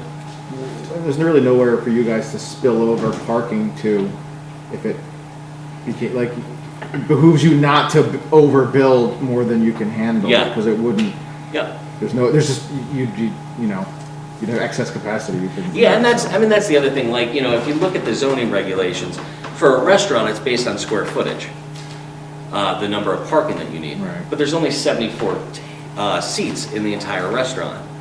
So, you know, what might be telling you that you need 55 spaces, you only have seating for 74 people who are going to travel in groups of, you know, 2 to 4. You know, so how many cars are you really going to have? Maybe 20, depending on how that all works out. Yeah, the overlap issue always comes up Yeah. in these types of applications. And there's also bus parking space, because you know, we've kind of talked about the branch's business model is definitely going to be to bring in corporations and have, you know, retreats and stuff like that. So you'll certainly have a lot of use of that, which will reduce the parking requirements. To answer your question about additional rooms or number of seats proposed versus current, the existing Copperhood is technically a 2-story building, and some of the second floor hotel rooms have, well, 6 specifically, have duplex sleeping attics on a 3rd floor, but technically it's not a 3rd floor because all the stairwells leading up to those areas are inside every hotel room. So there's no public hallway in the building. So it's a 2-story building with duplex units on the 2nd floor. When you count out all the actual bedrooms, there's 29 bedrooms across the 3 floors, the 2 floors plus the sleeping attic. So what we're doing is, even though we're currently entitled to, in our certificate of occupancy, to have 22 hotel rooms, those 22 hotel rooms occupy 3 levels of space and have 29 bedrooms. So what we're doing is building an elevator, bringing it up to code, fire sprinkling the system, so we're allowed to have a legal 3-story building that's properly sprinklered and with the proper life and safety features. And each floor is going to have 10 rooms. So we're going to end up with 30 hotel rooms as opposed to 22 hotel rooms. But from a square foot perspective, you'll see on the plans, the footprint is very similar, the height's very similar, but it's really getting rid of a bunch of 2-bedroom suites, some rooms with 2 bathrooms, and all those interior stairwells take up a lot of square footage. So, but technically we're going from 22 rooms to 30 rooms. We're going from 88 seats to 74 seats. So we're horse trading from a septic capacity, some restaurant seats, to make room for those extra hotel rooms. Yeah, this septic system is based on what it currently exists for a Speedies permit, which is a little over 5,000 gallons per day. And we're actually a little bit under that. I mean, we're not increasing the discharge from the hotel at all. And we had a lot of back and forth with the health department, because the health department, when I brought up the fact that we have duplex units, and you know, I showed them plans from the 90s with the health department stamp that shows that these sleeping areas were approved. They didn't want to hear it. They said, you have 22 hotel rooms, you have 22 hotel rooms. This is your Speedies permit, this is your septic capacity, your site, you can't handle anymore because of the constraints you have in your site. So whatever you do, you have to keep it at the same exact Speedies septic capacity. And that's why we reduced the restaurant seats and to get those extra hotel rooms. Where's the bus parking? The bus parking is right here. So we put it right in front of the entrance, so the bus can park right here, and it's shown here, and then they can do a reverse and then reverse out. So it just goes straight in. This is like the loading offloading zone when they're the two handicap spots. So when there isn't a bus parked there, guests can come in, check in, drop off their bags, and then park further away. But this will basically be a loading unloading zone where a bus can fit with the proper turn radiuses to get in and out of the facility. But will the bus stay there, or the bus They will typically, when you charter a bus, they typically don't just stay there. They drop you off and the bus driver takes the bus away. leave? Is there an issue with it being right next to the well? Sorry? Is the issue with the well being right next to the parking area? No, that's all been addressed Okay. as part of our public water supply. Yeah, I think it's fine. It's a good question. There's a lot of restaurants you can actually see the wellhead like right by the parking, but I don't think there's any. There's mostly just specific casing requirements, but there's no massive issue. Again, like I said, that's already been approved by the department. And just to go a little bit further, this is the existing entrance right here that we're removing, and we're gonna grass that over, change it up a little bit. Well, the applicant consistently has been responsive, and they put a lot of work into taking an existing accommodation, bringing it into the 21st century. That should be noted. What's the action we need to take here today, Cliff? The next step for them is to declare a negative declaration of significance and then set up a public hearing, as long as everybody's comfortable with that. And you've exhausted all of my questions. I can tell you that. That is my goal. And I Can we sign that right here? I don't mean to be out of line. At one point, there was talk of segmentation. Are we beyond that? So we did do what was known as a lawful segmentation, and that was because the planning board had asked us to go get an approval for a variance from the zoning board. Okay. That was that lawful segmentation. That was because the engineers came in later. Yes, That's why yes, that- and Yes. Back around. By the time they suggested we don't do lawful segmentation, we had already. We discussed it immediately after we met with you. Yeah, That was exactly. fine, yeah. And I believe Mike Morreale, the lawyer for the project, explained all that to them, and I believe Ellen and Mark wrote. They were fine, yeah. How steep is this roadway here? Approximately 10% now, Okay. maybe a little bit less. And what is it paved with? That's gonna be, we're proposing gravel. This will probably be paved, and then this will all be gravel. So this will be paved here and then gravel? I believe that's what we were talking about doing. It could be gravel. I mean, either one would work. I think it's gonna be mostly, We have a list of approved pervious surfaces that was provided by DC, and we still haven't landed on anything. There's pervious, asphalt, which is not recommended because it's a pain in the butt to maintain, and it gets clogged up. But I mean, we may explore some pavers or something that meets DC requirements. we actually, just so, because of the way that we designed the stormwater, this is considered an impervious surface. And I was intending on it just being gravel. We can do something that would make it a pervious surface, which would not necessarily require treatment. There's different applications that you can use, such as a membrane that you then put gravel inside of, and different things like that. But for right now, for the purposes of this and the approval, we're just going with gravel right this minute.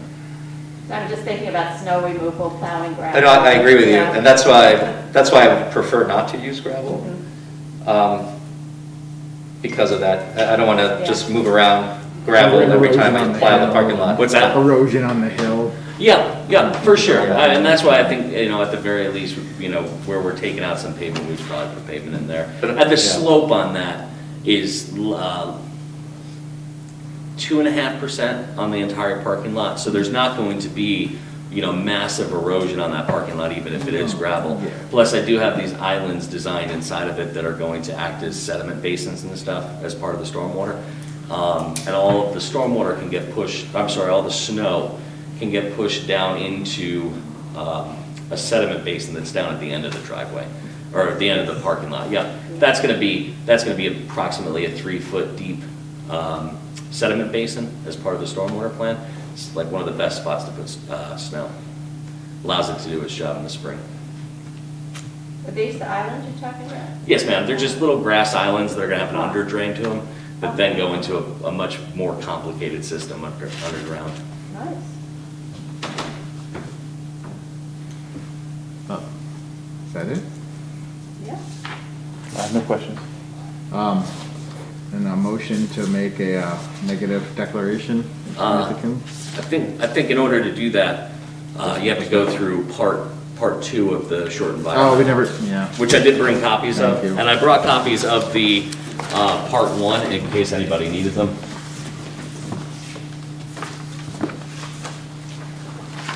This is, that's part 2 and 3. Yes, sir. And would anybody like a copy of part 1 that we filled out as the applicant? Yes. Yes, please. I'll make comments for the file, I guess. I have extra copies. Okay. Thank you. Actually, just for discussion, one of the things that MMI had discussed, and I wasn't 100% sure where we had landed on that. Question 13B on the short environmental assessment form asks if we will be, let me turn to it because I don't want to get the phrasing wrong. Question 13 on the part 1. On the part 1. Does any portion of the site of the proposed action or lands adjoining the proposed action contain wetlands or other water bodies regulated by federal, state, or local agency? The answer to that question is yes. We have the Esopus, we also have a wetland. 13B says, would the proposed action physically alter or encroach into any existing wetland or water body? We answered that no. We are not going to be doing any encroachment into the water course or into the wetlands. MMI had a different interpretation of that based on needing a special use permit because we are going to be within 100 feet of the Esopus branch there, which is the purposes of us being here, right? We're requesting a special use permit. So I didn't know if you guys wanted me to change that or not. In my mind, it made sense because we're not physically altering it. I agree with it. Yeah. Okay. And on this copy here, just so everyone is aware, I did change the area of disturbance. It asks for how much land will physically be altered. Originally, we were just shy of an acre. I altered it today to 2.22, and that is because our site plan and stormwater plan is completely developed now. So we are proposing 2.22 acres of disturbance in total, which as part of the stormwater plan will all be taken care of, and a proper erosion sediment control and all that stuff. Do you have a side copy for the file? I can have one for you in 3 seconds, man. That'd be great.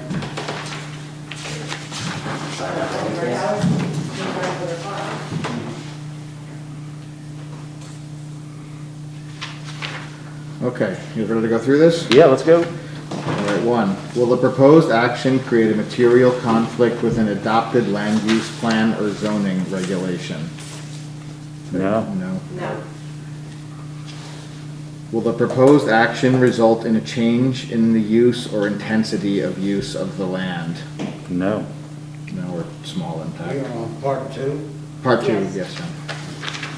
Will the proposed action impair the character or quality of the existing community? No. No. Will the proposed action have an impact on the environmental characteristics that cause the establishment of a critical environmental area?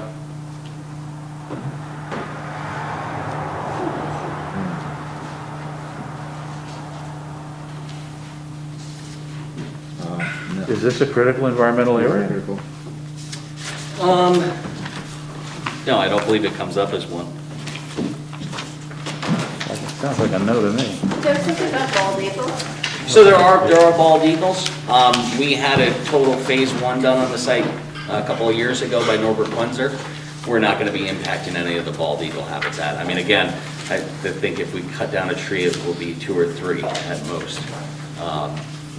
So we're not going to be affecting any habitat. Plus, I don't believe that they live right there either. I'd have to double check exactly what Norbert's report said, but we were quite a ways off. Visitors like bald eagles. We want a lot of bald eagles. We want bald eagles everywhere. It sounds like a no, number 4. Yeah. Will the proposed action result in an adverse change in the existing level or traffic or affect existing infrastructure for mass transit, biking, or walkway? No. Will the proposed action cause an increase in the use of energy and it fails to incorporate reasonably available energy conservation or renewable energy opportunities? No. Not increasing over the previous use. No, I would argue that we're going to be You're gonna be decreasing under stricter energy because energy we're, codes. we're gonna Yeah. be putting in better infrastructure. Yeah. Will the proposed action impact existing, A, public or private water supplies? No, you're. No, again, I would say that we're actually making a better situation. Yeah. Public, private wastewater treatment utilities, same answer. No, you're improving it. Will the proposed action impair the character or quality of important historic, archaeological, architectural, or aesthetic resources? This was not triggered as a critical area or historical area. Okay, good. Thank you. Will the proposed action result in an adverse change to natural resources? Example, wetlands, water bodies, groundwater, air quality, flora, and fauna? No? No. Will the proposed action result in an increase in the potential for erosion, flooding, or drainage problems? No, you're done with that. Will the proposed action create a hazard to environmental resources or human health?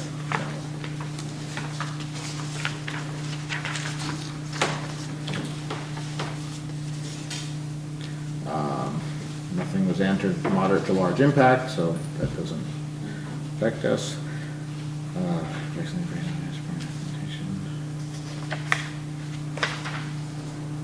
Now, what passes out of 11 questions? Are you supposed to get all no's? Technically, 7 to 4 no's? you can actually answer, you could potentially answer all of the moderate and still do a neg deck. It very rarely happens because, no one's really trying to go through and create that situation when they do a site, at least not in my experience. I'm always trying to mitigate any of those questions so that we don't create an issue. It really becomes subjective, for the board. And also there are different things that you could do, but in this instance, I don't believe that we've triggered moderate to large impact at all. Well, it looks like you've mitigated whatever issues had come up, so that's what they would need in case of moderate or to large impact. Yes, ma'am.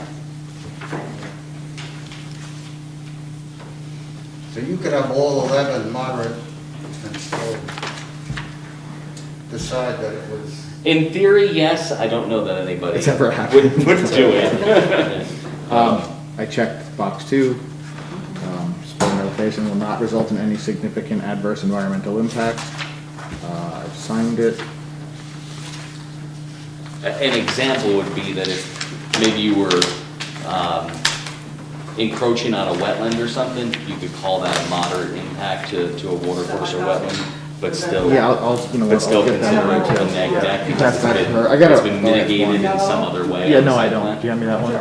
I'll give this to them.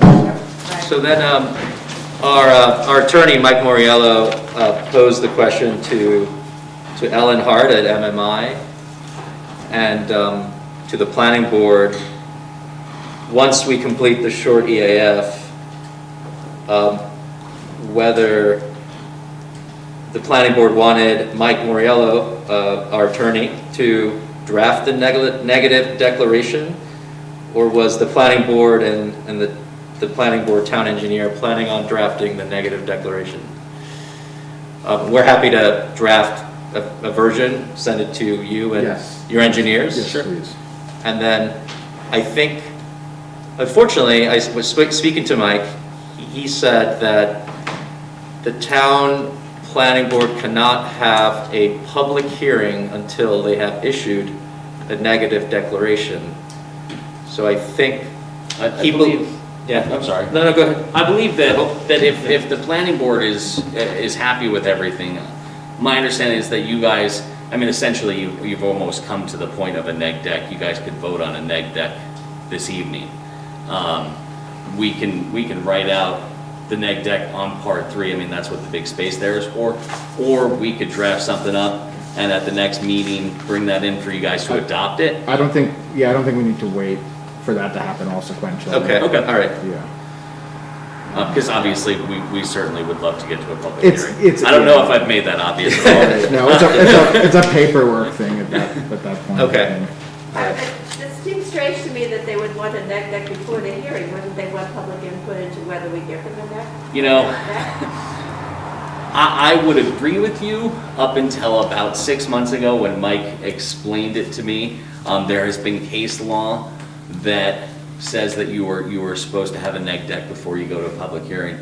In some cases, bigger projects will actually have 2 public hearings where you hold a public hearing for the seeker review, and then you do a neg deck, and then you move into a public hearing for the site plan itself, which the board graciously agreed to waive that first public hearing. So it sounds like we want to aim for a January public hearing? Yeah. Yeah, we'd like to get you on. All right, great. For the 13th, Is that when it is? 6:45? And then we'll have Mike send to the town engineer and to the planning board a negative declaration. Yeah, I Or believe that. I he can believe you get- guys would have to make a motion tonight to declare a neg deck, and then once something formal is written up, you guys can just adopt it at the next meeting. Yes. Okay. Joyce, we need you to be here for the public hearing. I can't do everything you I will did be here today. even when we get a new secretary, just so everything's, in place and correct. I mean, I'd be happy to write down minutes, but I And you can't just- like yes. run the whole hearing. Yeah, you can warm that up, so we'll have that in the background. That'd be great. So, I think we've gone through everything up to the point where we're comfortable making a negative declaration. Yes. Yeah. Could I get a motion? I move that we go for the negative declaration here. Second? Second. All those, we have to do the whole list? Yeah. Why is that? I don't know why. That's what they told me. That's good. Okay, Board Member Horn? Yeah. Board Member LaBeoufo? Yes. Board Member Shiner? Yes. Board Member Spada? Yes. Board Member Welker? Yes. It's if someone disagrees, it's to give them Oh, a yeah, chance to I explain their said- case. I mean, look at me and I'm like waiting, what did you want? That's all. Thank you. Yes, thank you. We appreciate. It's a big milestone for this project. We do. We look forward to having all the fun that we saw earlier tonight. Hopefully, that would only be. Although zombies and deers will probably won't show up, Thank so. God you're not doing Phoenicia. Yes. So January 13th at 6:45, we'll set the public hearing for that. Thank you for all the effort you guys you. have No, put thank forth you. in this Yeah, project. We're happy to do it. It's Do you been a guys- long time, too. Yeah, COVID didn't help things. Yeah, exactly. And then having to kind of stop and go talk to the zoning board, but it was the right way to do it. I'm glad that we got everything, all of our ducks. I hope you got a in row, better so. project at the end of it through the process. Well, That's actually, the we were purpose. talking about how when the town engineer asked to put the flood hazard on the map, we realized that the parking lot was actually encroaching on that, so we had an opportunity to revise the plan and get it out of You the. got 3 more So spaces. that was very Yeah, helpful. yeah, it so. worked out very nicely. Yeah. Do you guys, 2 questions. One, do we need to make a motion to set the public We're hearing? gonna do that. as And, soon as- yes. I just, In 2 seconds. I never want anything to go, No, it's south fine. because of a silly thing like that. And then, do you guys handle the mailings, or would you need us to do that? Joyce? We do that, Oh, fantastic. unless, we know where, I gave you a chance. No, we know where everybody is. A month Nobody has to from now, I'm gonna be on freaking out, going, wait, was I supposed to send those mailings? We don't have that many neighbors, which is good, so that's, it's No, we cemetery, so handle that's it. Are cemetery plots considered individual pieces of land? good. No. Stop. His face just went blank, you didn't see The it. town actually owns that cemetery now. Is there anything else for you guys? Then can we make the motion to set the public hearing? So moved. We Have a public hearing January Second, 13th. Yep, all in favor? Yes. At 6:45? Six, I yeah. brought extra copies. Can I hold on to this? You are more than welcome to. I have the old version. This is like several pages. Would you like a copy for Yes. your reference? You already got one? You can also have, your lawyer send that over earlier if it's ready? We will, Yeah. we will. All right, everyone, thank you so much. Thank you. We'll see you Merry next month. Christmas. All right, thank you very much. Merry Christmas. Oh, yeah, Merry Christmas. Oh, wait, hang on. Did you need, do you want a copy of this? Oh, actually, Yeah. that would be, yes, The please. signed version?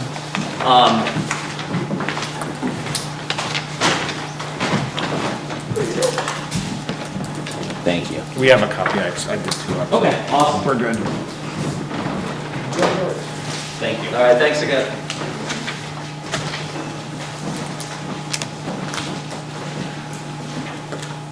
I don't see Orem here. I thought they were gonna be here tonight, but, oh.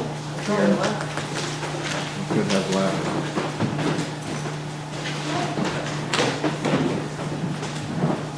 Quarter to 9. All right. What would they, We do need to discuss it. We could also, do a little research and talk about it at the workshop, or we can talk about it now. on what? The Sparkwood project.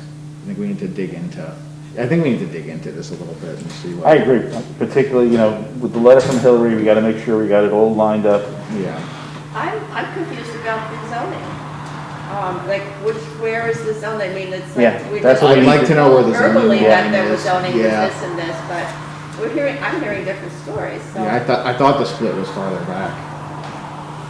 Uh-huh. But I mean, I don't where would you know look the for that? line. I mean, I was looking on the parcel viewer, and all I could see was the one property. It was hard to even find the property That's on the not parcel always, viewer, and it just said Should be on the residential, large and then it map. said seasonal residential. it said what? It said residential, one family residential, and seasonal residential. Seasonal. Yeah, and it was very confusing. You ever heard of that zoning classification? Seasonal residential? Have you heard of that? Howie? Seasonal residential. I haven't heard that. I've never heard I that. mean, unless it, Seasonal. I think Unless that's it was- just the assessors. Yeah, that's. okay, that might be Like like. tax roll, they might have that. Oh, right, It wasn't seasonal full-time use. / residential. All It's right. been empty for a long time before you took it over. Uh-huh. So Art just took it over last year, apparently, according to the site map, according to the survey map. Yeah, something like that, somewhere Uh-huh. around there. So it was not really even being lived in? It was not used since I could ever remember for a really long time. Uh-huh. I mean, somebody lived there for a I didn't even know short time. that but I- until he bought it. Actually, Art showed us that place, and the whole back had caved in. The bones, everything, the porch and everything was as straight as arrow. All the gingerbread was perfect, so it was well made. It was a 1920s building, I believe. It was an old railroad station, That was right? the old railway station for the smaller gauge railroad that went up to Chichester. Yeah, it's all this Oh, stuff. Have you that seen it? explains All the- the, Oh, it was just a gorgeous I building, guess I it was didn't know what it damaged. was. The back had caved in where there was a summer kitchen, which isn't really needed, and there's upstairs with a few bedrooms, and all wainscoting, and the house was, I'm telling you, the front porch was as straight as an arrow. And, yeah. you know, there was no damage, or, so he really I just made want, it who's, perfect. what's the, do we know what the occupancy is gonna be for the rest of that building? They live there, I know that. They're gonna live there. I guess they'll live in the Yeah, upstairs? they live Right. above it. Okay, that's important, because still a they're small residents, they're residents too, they've got a stake in having good neighbors.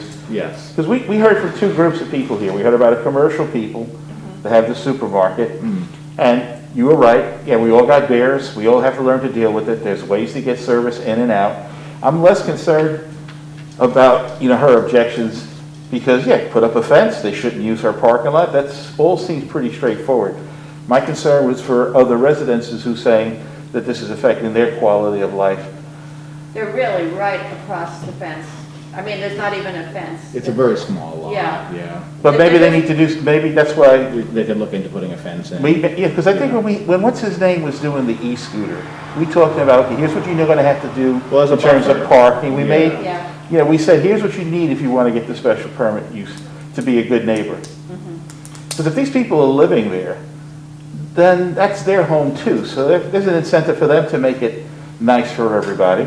We can talk about what hours, we can approve the special use with specific hours. If they're saying 8 to 3, we say 8 to 3, that's it. Yeah, I mean, the seating outside, and he was talking about, that's why I made the point, I said, this is what you're applying for. You can't say it's 4 tables now, and then, or 4 seats now, and then Yeah. it's, 20 people out there later. It seems strange that they would stop at 3. I mean, tourists are there till evening. Yeah, I mean, I think he just wants to sell boxes. But at that time, you're going to Brio's, you're going to the ice cream station, it's, Uh-huh. retail food has different peaks and different things are wanted. But they will find out what's best for their business by doing it. Well, that's So true, that and that's why the things neighbors are change, correct to point out, they might find, once you start operating, then you find out, oh, my business plan needs to be changed. Yeah. So, and that's certainly a possibility. Yeah, but the big thing, it's really small. It's very narrow. I mean, how much product can they carry? It's, I mean, I think it's mostly they're planning on people walking in and getting. Grab and go. Grabbing a cup of coffee and leaving. That's the way it would make sense, yeah. Well, the one issue also, the market has apartments upstairs, and that driveway is the entrance to those apartments. They can't even park in there. Wait a They have minute. to- Do they have a right, do they have a right of way across it or something? Or? Well, it's very close to the building, they come around the building, and the old, when I worked in many moons ago, and when Kirk had it, the renters would park in there, because nobody used that building, But and now now it's Christmas being water, used. dilapidated, everything. But right there, it's very narrow, where people are going ingress, egress to an apartment. But wouldn't they park in? Where's the apartment? Parking areas? They don't, they park either in the supermarket or they park. on That's Main Street. But that's what I'm saying, the Yeah. tenants above the supermarket, Right. they Oh. have that parking lot. But Walk the up the traffic, sidewalk. that's one thing you should. Well, they do. used to above the Traffic, supermarket. They used to the park traffic there. can That's go what by they're there, upset and there's about. kids and Now families they going can't. in They and can't. out of the Yeah. park. She's got all that Yeah. parking over there. That might It's be an not, issue. yeah. But where is You the know, give your tenant a I mean, parking they had spot. To the a left, nice when thing you're where looking they were straight able to park on at the somebody building, else's property and they go Yeah. Yeah, It's on the left. you Yeah. can't bank, you can't bank on that, that's not guaranteed. Where's When the you door? can't, To the left. So it really is right close to It's where the on that dumpster driveway would to be. go to that house. Yeah. It is on that driveway.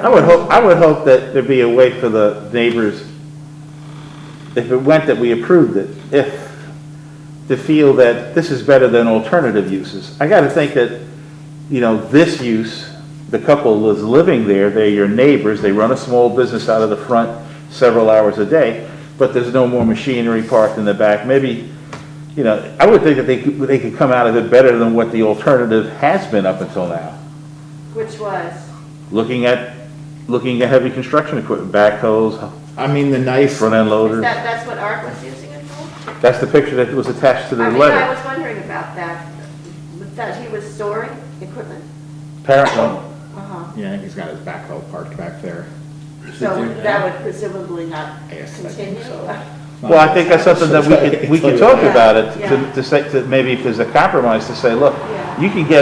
you can wind up with a better neighbor than you have right now, if we're all sensible about this. I mean, one plus from that standpoint is that it's a business that operates and only operates during the workday, not into the evening. So when they come home, if they close down at 3, Yeah. there won't actually be, Right. there won't actually be people walking by. Then it'll just be the residents there. And I don't know the nature of it well enough, I've only looked at it from the street, maybe I might want to take a walk back, but, Yeah. maybe we say we don't want any activity beyond the front of the house. They were showing additional parking behind it. Maybe we say, look, front of the house, that's where action happens, but behind there, it's got to be quiet. Well, that parking too was, they're gonna have to put a dumpster, so they used every square inch. They're gonna have to put a dumpster somewhere, they're gonna have to park their own, well, they did leave, there was one blank spot that they left I right think if on. it's for their own parking, I think, and did they say why employee did you parking? need so many spaces? They don't need that many, we determined 5, and we helped them with the math when they applied. 5? They wrote, he's just was trying to put in as many as he could, I guess. If you look at the map, those people over there, their house is about 15 feet from the proposed place. It's about the distance from me to here to Joyce. And it's been there for, I've been here 50 years, that building's been there for 50 years, and it's not getting any closer. Right. Plus, all of this stuff has only to do with the business.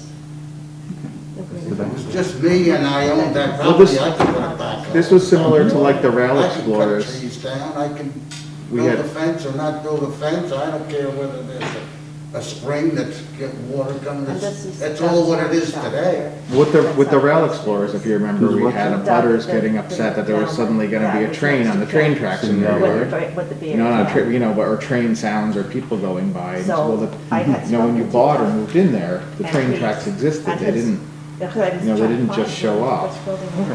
Same with all the rail yard stuff that Thank you. everybody. That's good stuff. I mean, people, it's a certain way when they move in and they, That's good people stuff. expect it to always stay that way. And it's not necessarily fair to new owners. Can I raise a Yeah. point of order? When I was on the planning board, I was involved in a project that was proposed. And I was the president of the Woodland Community Association. And some of the people protested that I should recuse myself from voting on the proposal. And so I talked to the Department of State, and I asked them their opinion on it. And he said, in my opinion, you should recuse yourself, because even though you're not doing something inappropriate, it gives the appearance of inappropriateness. And so, Glenn, if this involves you, because of your kindred relationship with Art Christie, I think you might want to consider recusing yourself when it comes to voting. He's my stepfather. Yes, I put that aside completely. Yeah.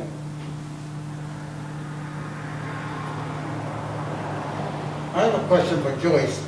These abutters, all the people on Church Street are not abutters. Because the railroad right-of-way separates them. Right, I think it's like 500 feet. So it's They not, say butters the way we've always been told to do it. They did it was by people that butted the property. And that's why we also, I mean, word got around town very quickly. Everyone knew about it in town. And that's why we made sure to have a phone, that if anybody wanted to call, let's say the Winchell's or somebody up the street, that feel they might be affected, anybody would have been welcome to call. But by legal, you know, we called their butters. they get So a letter. because this is the railroad right of way, Yeah, these properties are not considered abutters. Is right. that what I'm hearing? Because there's other property in between, yeah. So did they get a letter or? There were, I have a list of butters that we sent to, if you want to go through it. The code says on both sides of the street. Oh, So if you were on the opposite side of the street, you're considered an abutter. And that'll be all commercial on the other side of Main Street. Yes, it's all commercial on the other side of the street. Well, Oh, we did send to Ray Kirk, because he was within the footage. Well, the next day would be one of the, Yeah. not really a butter then, so I think we tried to cover all our bases. Florence Rubin, not sure, Chandra, 85 Main Street. Ruth House, of course, Winlaw Court, where's Winlaw Court? Winlaw Court, oh, would that be the doctor's law? I don't know. But this is, Grace went by the SBL map, you know, and did, so she did do, the curves, because they're crossed by so many feet or something. it's probably a medical building, Maybe about that. because they're right next to, And we did get all the responses back, so. We got all of them back except for Tammy, who was here at the meeting. She never picked it up. Anybody want to see the photos that I took of that property? Sure, I'd like to see it. I have a question for us. Does this make, personally, if there was no objections from other This is homeowners, I think this makes the hamlet better. You know, we lost Mama's Boy. I think somebody's coming in there, but it's not retail. I forgot what they're doing with the new guy. I heard about it the other day. You know, it's the kind of thing that does make, I think, Main Street better. When you wrote the letter, I can't weigh in. Yeah. that's the house where they're going to put their business. That's Art's house. Okay, so that's the back of it. So for us to, And- what do we need, 4 people for a quorum? And then you could We see need how 4 close people. the house Okay. is to it. Yeah. And then there's another picture. That's the back of the house. You can see how close the houses are. You may want to go You Pardon? may want to go there and look at it and walk around. I think I will. I'd like to take a walk there.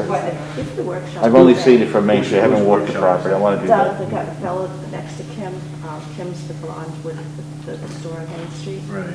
Doug is the sculptor that's her husband, and he has his workshop. Well, you folks weren't so hard to work with. I don't know why Terry said you were. It was me, it was specifically me, she was upset Well, I about it. feel so bad for you. She's What good is- kids that's up a board, tree and there? back goes, Yes. and disc problems. I mean, it's like 3 discs or something. Job's a lot of work. Yeah. And this is all. Town- Nice gavel technique. Tammy was talking about now they removed those trailers. It seems to me, I was here when they bought the They property. started screaming. I was on the board. And I Hey, the think trails are still shown on these they drawings. promised to get rid of Other them trailers, I guess. 22 years ago. Yeah, They did get rid of them, though. I took a complaining that- picture and put it on the town page to thank them. yeah. I mean, I can't get involved, but yes, those are the people, yes. Right, that were here that said it, they're disturbed by the, okay. Was there anything more we can do on this today? Or do we resume the conversation when we meet next? Well, it's not gonna change between now and then unless we have objectives to reach, unless we do something. I think what we have to do is that we have to be able to respond to Hillary's letter. She's too precise, and I want to be absolutely certain before I vote on anything that we've got this right. So we are in the HR district for the building. The commercial district is at the front of the property. Yeah. So let's review the letter right now. then, right? Yeah. This district doesn't allow retail, okay? What use in the list has this building been identified as? To take out restaurant. Yeah. So it's a restaurant. How do we find out if restaurant is allowed as a special use in retail, in Hamlet residential? Under special use permit, but not retail, only. Right. Where's the table? That's- Retail is not allowable. I understand. I think it's important. I understand. Where's the table? Which section do I find the table where it says SP, special permit allowed? What is it, 116-10, bulk regulations? If you guys ever bring tablets, there is an app now for the code, and it's much easier to look things up and you can search. Didn't know that. Can you send us a link? Code. I'm just saying, a month ago I asked Carrie for everybody's emails. The only one I finally got a few, I got you all, except I don't have Alan's, but I was gonna send you all the link.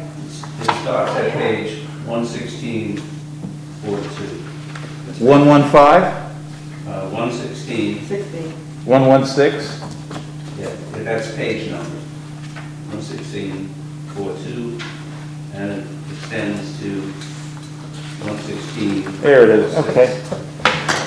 So zoning. HR. So it says HR, restaurant, not integral to a hotel, motel, or lodge development is allowable under a special permit. Which page did I miss that? So in retail, Restaurant not integral. Okay, so we answered her question. So this is restaurant. Now, what's with this retail? Suppose I just well, have a restaurant and sell T-shirts that say Phoenicia, then I'm selling retail. One thing. Yeah, that's why the index in our, when you look up restaurant in the Shandaken index at the back of the book, well, probably when you look up retail food establishment, it says see restaurants.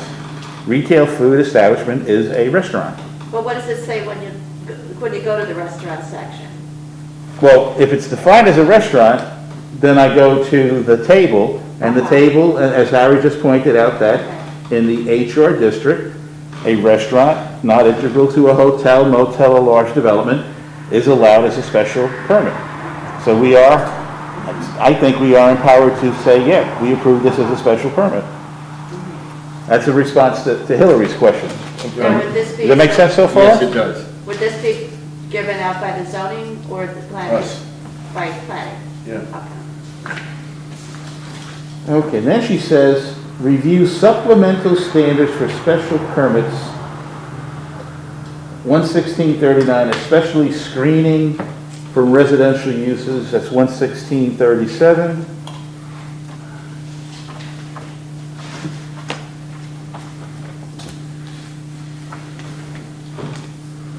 Required screening.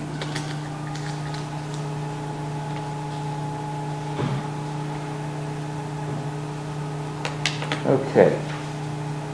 It refers to commercial, light industrial, has to be provided with a fence or screen. Uses that are not completely inside an enclosed building, like storage yards, contractors' yards, parking lots.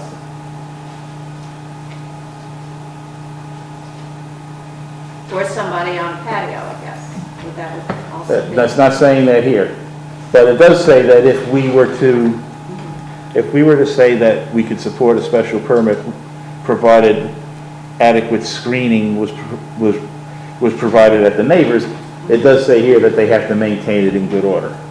But it doesn't say that any kind of outdoor dining is the type of thing that must be screened. But it sounded like what you were reading says a use that was not in an enclosed building? Right, what it says is, But would those? any use which is not conducted within a enclosed building, including but not limited to junkyards, storage yards, contractors' yards, and parking lots.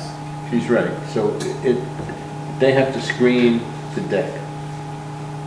Yeah, because Right. any use Any that's not in use. an enclosed building, But not limited to, yeah. which I means that get any it, use. I get that interpretation now. I can go Okay. along with that. So they would have to screen the deck from the neighbors. The deck or an area where there's outdoor dining. Correct. Okay.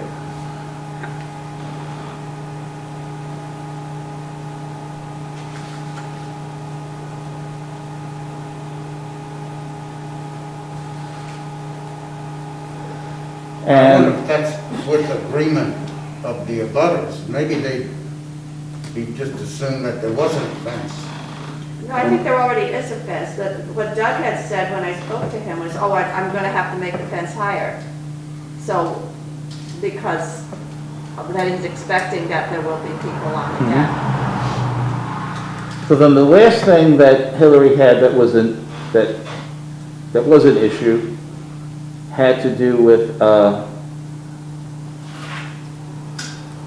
county planning board referral. So is this the kind of thing that has to go to the county planning board as a referral? Not everything goes as a referral. Do we refer all special permits? You know what, Special use that permits? was in our webinar that we went to this week. Yeah, I missed that part, believe me, I got distracted a couple No, of but- times. but What'd they say?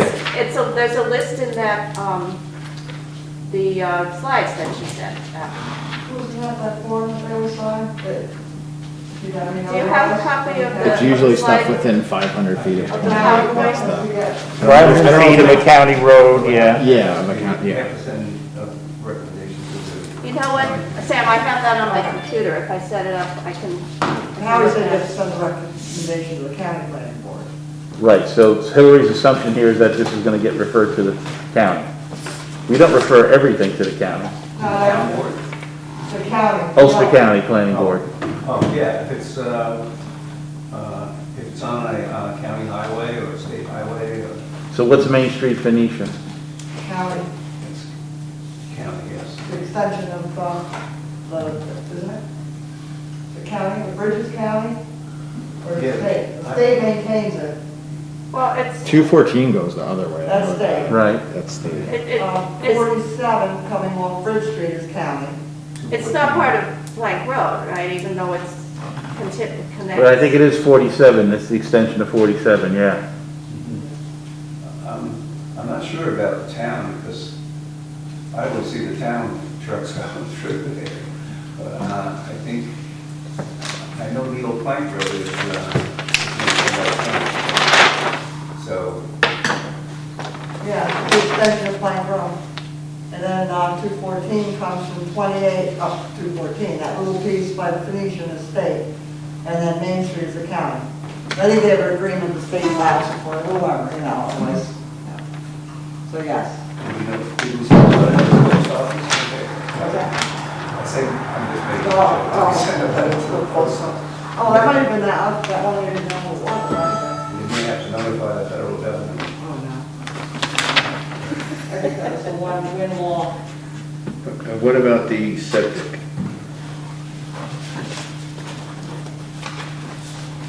Well, that's an issue if it's a restaurant, right? That's correct.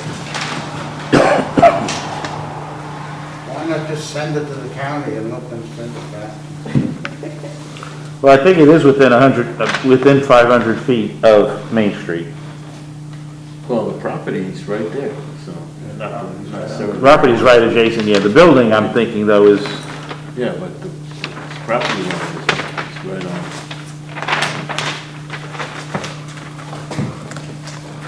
so if we refer it to the county, what are we recommending to them? Do we want to approve this with some conditions? Well, we can No, we have approve to it approve pending first. county approval. Right? I thought we had to approve it before we sent it to the county. I think that's correct. And then they could say you were crazy and get their recommendation, but I'm not 100% sure of that. I thought, yeah, we usually send it to the county first. Really? That's how yeah. I mean, we've always gotten county recommendations before we approve, because we can overrule them with a supermajority. Yeah, I haven't gotten any of those, but I've seen, you know, the secretary would bring me something, I notarized it, and then she said. I don't know the process, the secretary You always have to took sign care it or of it. whoever, you know. Yeah, I don't know, I'm so grateful. yeah. So what are the advantages of not approving it? What are the advantages to the town? Keep the local residents can feel that there's no change to their lifestyle.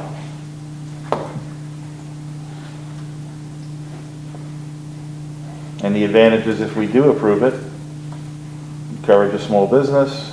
It's effectively on Main Street. So I just want to say that in terms of a referral,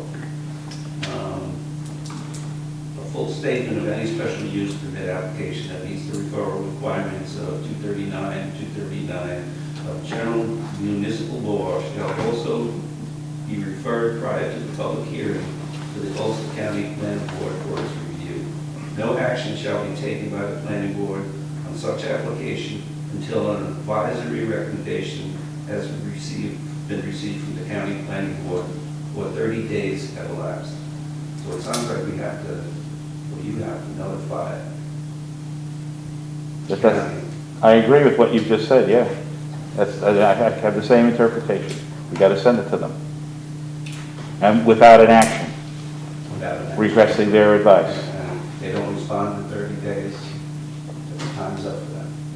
So this wouldn't be anything we do next month anyway, you have to wait for holidays and everything, you're not gonna get anything back for January. So the board, we're gonna have to, you'll help Grace do that? Yeah. So I'm looking at the PowerPoint, and one thing is saying that you can't reject a proposal solely on the basis of community opposition if you don't have any other issues that are substantial related to zoning and, you know.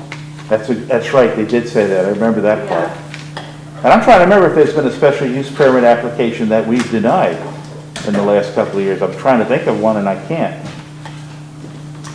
So this is what they say about county approval will often be required when making planning and zoning decisions. Where subject property is within 500 feet of adjacent municipality, state or county park, county or state road, etc. And if action involves adoption or amendment of comprehensive plan, adoption or amending of zoning ordinance or law, SUP, what's SUP? Special use permit. Special use permit, okay. Site plan, use or area variances, or other approvals which are issued by a zoning law.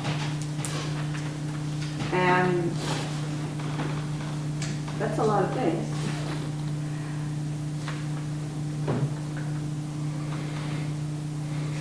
I mean, this would require a special use permit, would it? That's what this process is. Okay, so then that would be referred to the county according to this.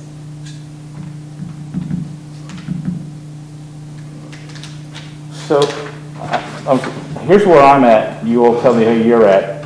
I could see my way to saying that this, I could see my way to approving this as a special use permit with certain conditions. The building is lived in by the owners of the retail food establishment. 2, they maintain the limited hours, 8 a.m. to 3 p.m. 3, they provide the adequate screening from neighbors. I think we need to specify like how high the fence and, you know, be specific. Maybe they can work it out like human beings. That's why I use the word adequate, because Not, you put screening, not fencing, Well, right? adequate to who? to both sides. You put screening? Like a fence. Fencing, Yeah. fencing, call it fencing. Oh, because I would put screening. What if they want to put like, with open spaces there and it's nice? That could work very well, and then reasonable people might agree. Right. Plantings, substitute. Or plantings. Put the word screening instead of. Screening / landscaping to provide, Right. okay? And the 4th thing is, they gotta get Department of Health approval to operate for their, just as a restaurant, takeout, and in terms of sewer, septic, and all that other good stuff. Okay. Because they don't think he said he didn't think they had to go through the Department of Health, they were going through the Department of Agriculture, but I don't know what. I heard him say that, Yeah. agriculture, he's not taking raw milk and turning it into cheese. He's gotta go to Department of Health, Ulster County. I would think so, yeah. Ag and Market does not get involved with this sort of a thing. I've never heard of that, yeah. They get involved with wholesale. And maybe there's a 5th thing, I don't know how the rest of you feel, but, I would limit customer parking from the front of the building to Main Street, so that behind the building, make that a quieter zone. But I'd like to walk it first to see if that's really necessary. But I think the main objectives were the one house that's on the front side of the building. Yeah, but they also, since we spoke the last time, they marked up here, and he's showing not just employee parking, but he's also showing some guest parking behind the building. So he's got parking here and parking there, and I don't know, maybe this is the Christensen woman who wrote that Yeah. lengthy Oh, I letter. see, right. Maybe we say, look, you can't have guests go behind the building. Figure out your parking here. If your dumpster has to go there and your parking goes there, work that out. But how are they gonna have the dumpster there? The garbage truck would have to come all the way back in. They go Or anywhere. turn around. They go anywhere. This is flat. This is not a challenge. I mean, as long as they got the room between the building and any fencing, well, county waste, they'll figure it out. They don't need that many designated spaces. I think we said 5, is what I remember.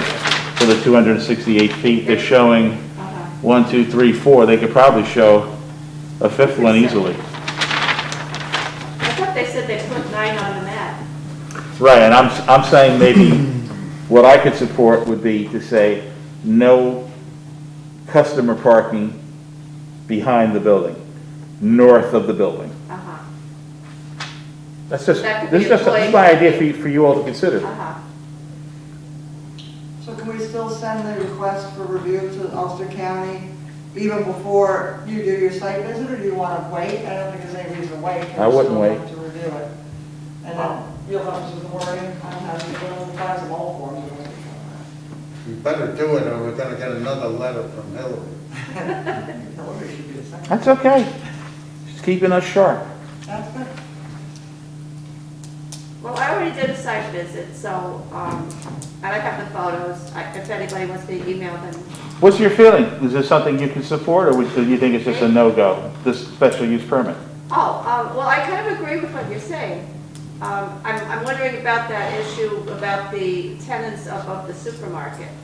Because I don't know really how their entrance is impacted by traffic back, there were garbage trucks. I don't know, That was if there were raised. young kids living there, so I don't Yeah. know. So you might really want to check there. I don't know. There's a curb cut, so you can see where the driveway goes in. Yeah, they used to park in there, but they don't anymore, because, you know, So purchase, if- they couldn't.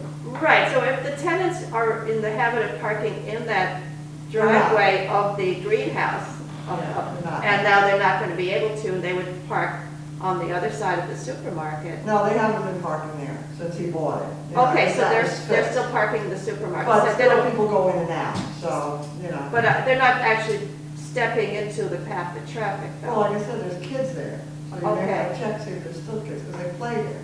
They play there, Yeah. So that's up to the Right. parents to control. but I that's, know. I don't that's know not this. really, The entrance to the apartment is right on the driveway. Yeah, it's right there. really? Yeah. Come out that Might not door, go back, little step, check it out. in the Okay. driveway. So you, in order to exit the apartment, you have to walk on the driveway? I'm not sure how much space they have there, There's a but little it's common right in area the where direction. it's walkway, It might but be it's- 6 feet. But there's nothing in this use to prevent that from continuing, other But than it being sounds good like a neighbors. hazard if they're actually using the driveway, but that would happen no matter what the use was. Yeah, what if we don't approve this and the kids run into the guy who lives there? That's right. Yeah. That could happen just as easily. Yeah. That's a problem for the building with the kids living in it, but not a problem for the people who want to put the restaurant in there. It's, I mean, the other problem is that there would be more traffic up and down that driveway. Yeah, more so But- like So homeowner. that's- We're not gonna be able to reduce that to zero by not approving it. Well, homeowner will be more cautious of his neighbors and the kids that may be there, whereas somebody who doesn't Right. live around here wouldn't even think of it. They wouldn't know, They yeah. wouldn't think that there would be a house right there or an apartment, whereas, yeah, from the cities, they don't know. You know, they don't think of it. 4 feet. Well, we could recommend some traffic calming. They could put a bump in the road, they could put a little sign. put a fence.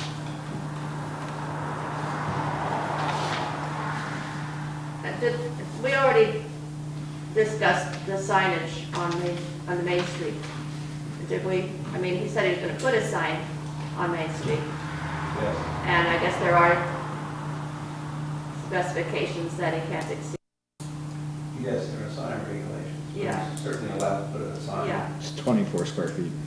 Oh, that should be fine. That's pretty generous, actually. Yeah. 19, it's about 8 feet. Like Woodstock, you can't go beyond 10 square feet. Right? That's right, isn't it, Howard? 24?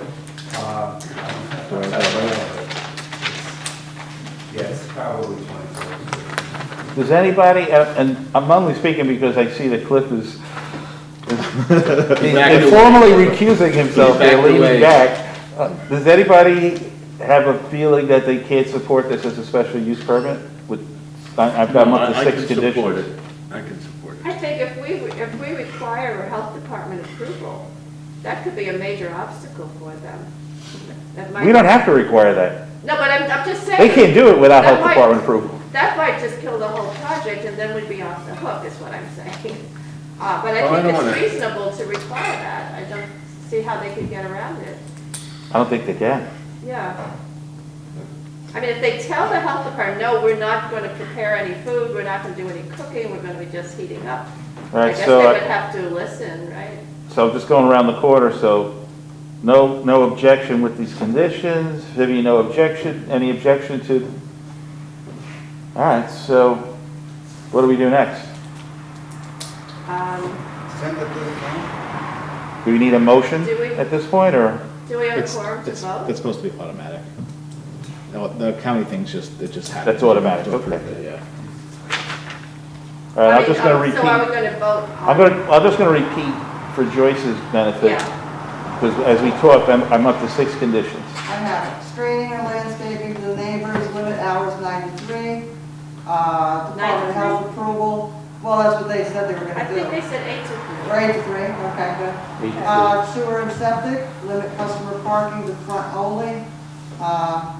And, you know, you're gonna check it. You're gonna make a site visit, you think? Another site visit? Yeah, and I was gonna say, but and some traffic calming at the apartment entry. Yeah. And Well, you you know- captured that that the building is occupied and lived in by the owners of the restaurant. Yes, owners living in the house that operate the business. That's a driveway now, and I sort of think that the responsibility of protecting the tenants lies with the owner of the building. Absolutely agree. If you're gonna rent that and you're putting people into a dangerous situation, you gotta deal with it. Right, so I agree. I think there should be a fence there, if it was me, but that should be the responsibility of the building owner. They're getting the economic benefit of renting, they should protect their tenants. I mean, it's an active driveway now. What is the green line? What is this green line that comes in over the black line? What is the green line? That's probably where that gravel area is. That's what I think, yeah. Yeah, that's the what's gravel actually- driveway. That's what's actually So there. the driveway actually goes right to the steps. Yeah, it goes across the property line, actually. The curb cut actually goes across the property line as well.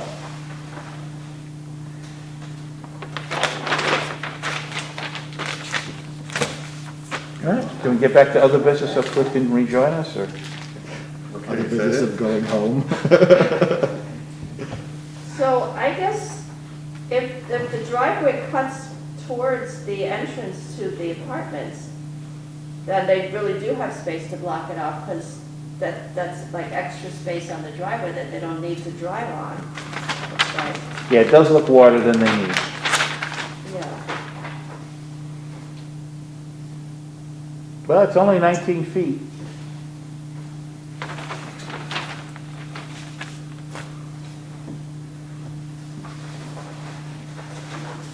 Do we have an agenda? Do we know what's next? That was it. Don't have an agenda. That was it. Do we have a- Motion to, I have a motion to adjourn. so moved. So are we going to vote on this or just send it to? I'm understanding that we don't have to. It's going to automatically go to the county. We've made a note of what we would need to support the special use permit. We've looked at Hillary's objections and determined that this is a special use that is allowed in Hamlet residential. And the screening is something that we're recommending as well as one of the conditions. Right. But how does it, at the planning board, doesn't somebody have to send it to them? Yes. Grace and Howard will. Oh, okay. Helping out. Okay. The secretary. So then when it gets up in front of the planning board, how do we notify the public that it's there so that people can come and comment? Because I think some people might want to. Sometimes the public has shown up for county planning board reviews. I don't know how they notify abutters. And it's going to be on Zoom, so that's an additional. It's just a regular meeting, Vivian. They have the same rights they have to attend a regular. Right, but since it's on Zoom, people have to know ahead of time that it's happening and get the link. That's So the. I don't know what Does the county have? I could find out. I Planning could board find out. have a public hearing? We're not- Can't they just make recommendations? No, it's just that the public is allowed to comment after. Public is allowed to come and comment. At the meeting, which they're reviewing it. But, up until recently, it's been an actual meeting in person and with a regular schedule. Put that on the. No, I think that's. Are you talking about theirs or ours? Theirs, which I will be at, but I will have to recuse myself, so I won't be able to comment on it. Correct. Yeah, So the county planning board meeting. and the planning board meeting will be the first Wednesday at 7. That'd be the second, I guess? No, 6th. If we're the 13th, they're the 6th. Okay.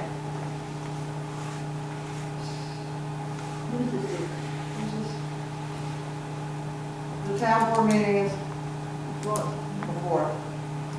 So usually, you're talking about this meeting, the next meeting? I'm talking about the Ulster County Oh, the Planning next Board. guy planning board is on the That's on the first Yeah, it's the Wednesday. first Wednesday of All right, March. I'll find out about that.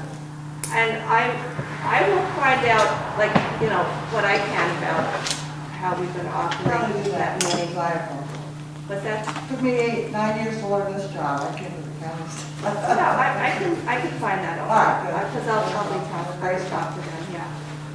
I'd like to reiterate my motion to adjourn. All in favor? 3 minutes. All in favor? Aye. Opposed? There you go. Oh, wait, I thought of something. Good night, John. Oh, one more thing, guys. So on your phones and devices, just go to the app store for whatever you have, Android or like, whatever that is, the iPhone. And it's E-code search. And it's a We have to remember this, or you're And gonna what I email it? did Just online, Email it to us, yeah. just- No, you gotta go to your app store, it's not really linked. Okay. Well, see, You can look, this also- is what it looks like on the app, it's green, and it says Eco, and I already have Town of Shandaken, so there's, then you open it, it says Town of Shandaken. E-code? It's an app. Eco, and it looks. It also green. exists as just a website on your browser. So, yeah, you can do it on the Oh, website. that's all Yeah, that you've does? got a link on It's on the the app's town's just a secret website. version of it, yeah. So, when you see the app, when you load it, it's this little E thing, this little. E-code, C-O-D-E? E-C-O-D-E, one word, search. So when you do it on, I already have Shandaken loaded. Okay, And you E-code City, search. Town of Shandaken, New York, and these are our regular, most common searches, zoning, shed, and fence, parking, and signs. And then you just put in what you want, it comes up. Cool. Yeah, so it looks like this. So I got the app, once I get the app, I look for Shandaken? And then- Yeah, you should No, save that is it. the app. Oh, that is the app. That's the app, E-code search. Brilliant. Wow, it's like being in Oh, the Town of 21st Shandaken come century. up right away, I'm not sure if I put it in there already. But you do Town of Shandaken, Common, New York, because E-code does for every town, you know. And then you have it, and then it'll save your most recent and your most common searches. So it's nice after having your stuff and all that. book. Brilliant. And you have a link from your town website that has We e-code. have the whole E-code search, and then you can click from there and all that. But there's a link on your website. He adjourned. Like when I was looking for the link to the comp plan, Yeah, on the town there's another So link Art is somewhere your- in there. Yeah, I have it there, I had it there for a while. Yep. I got the impression you guys were close, I didn't realize that. See us arguing about something? That's right. Family Is that what gave it away? Family doesn't mean we agree. That's right.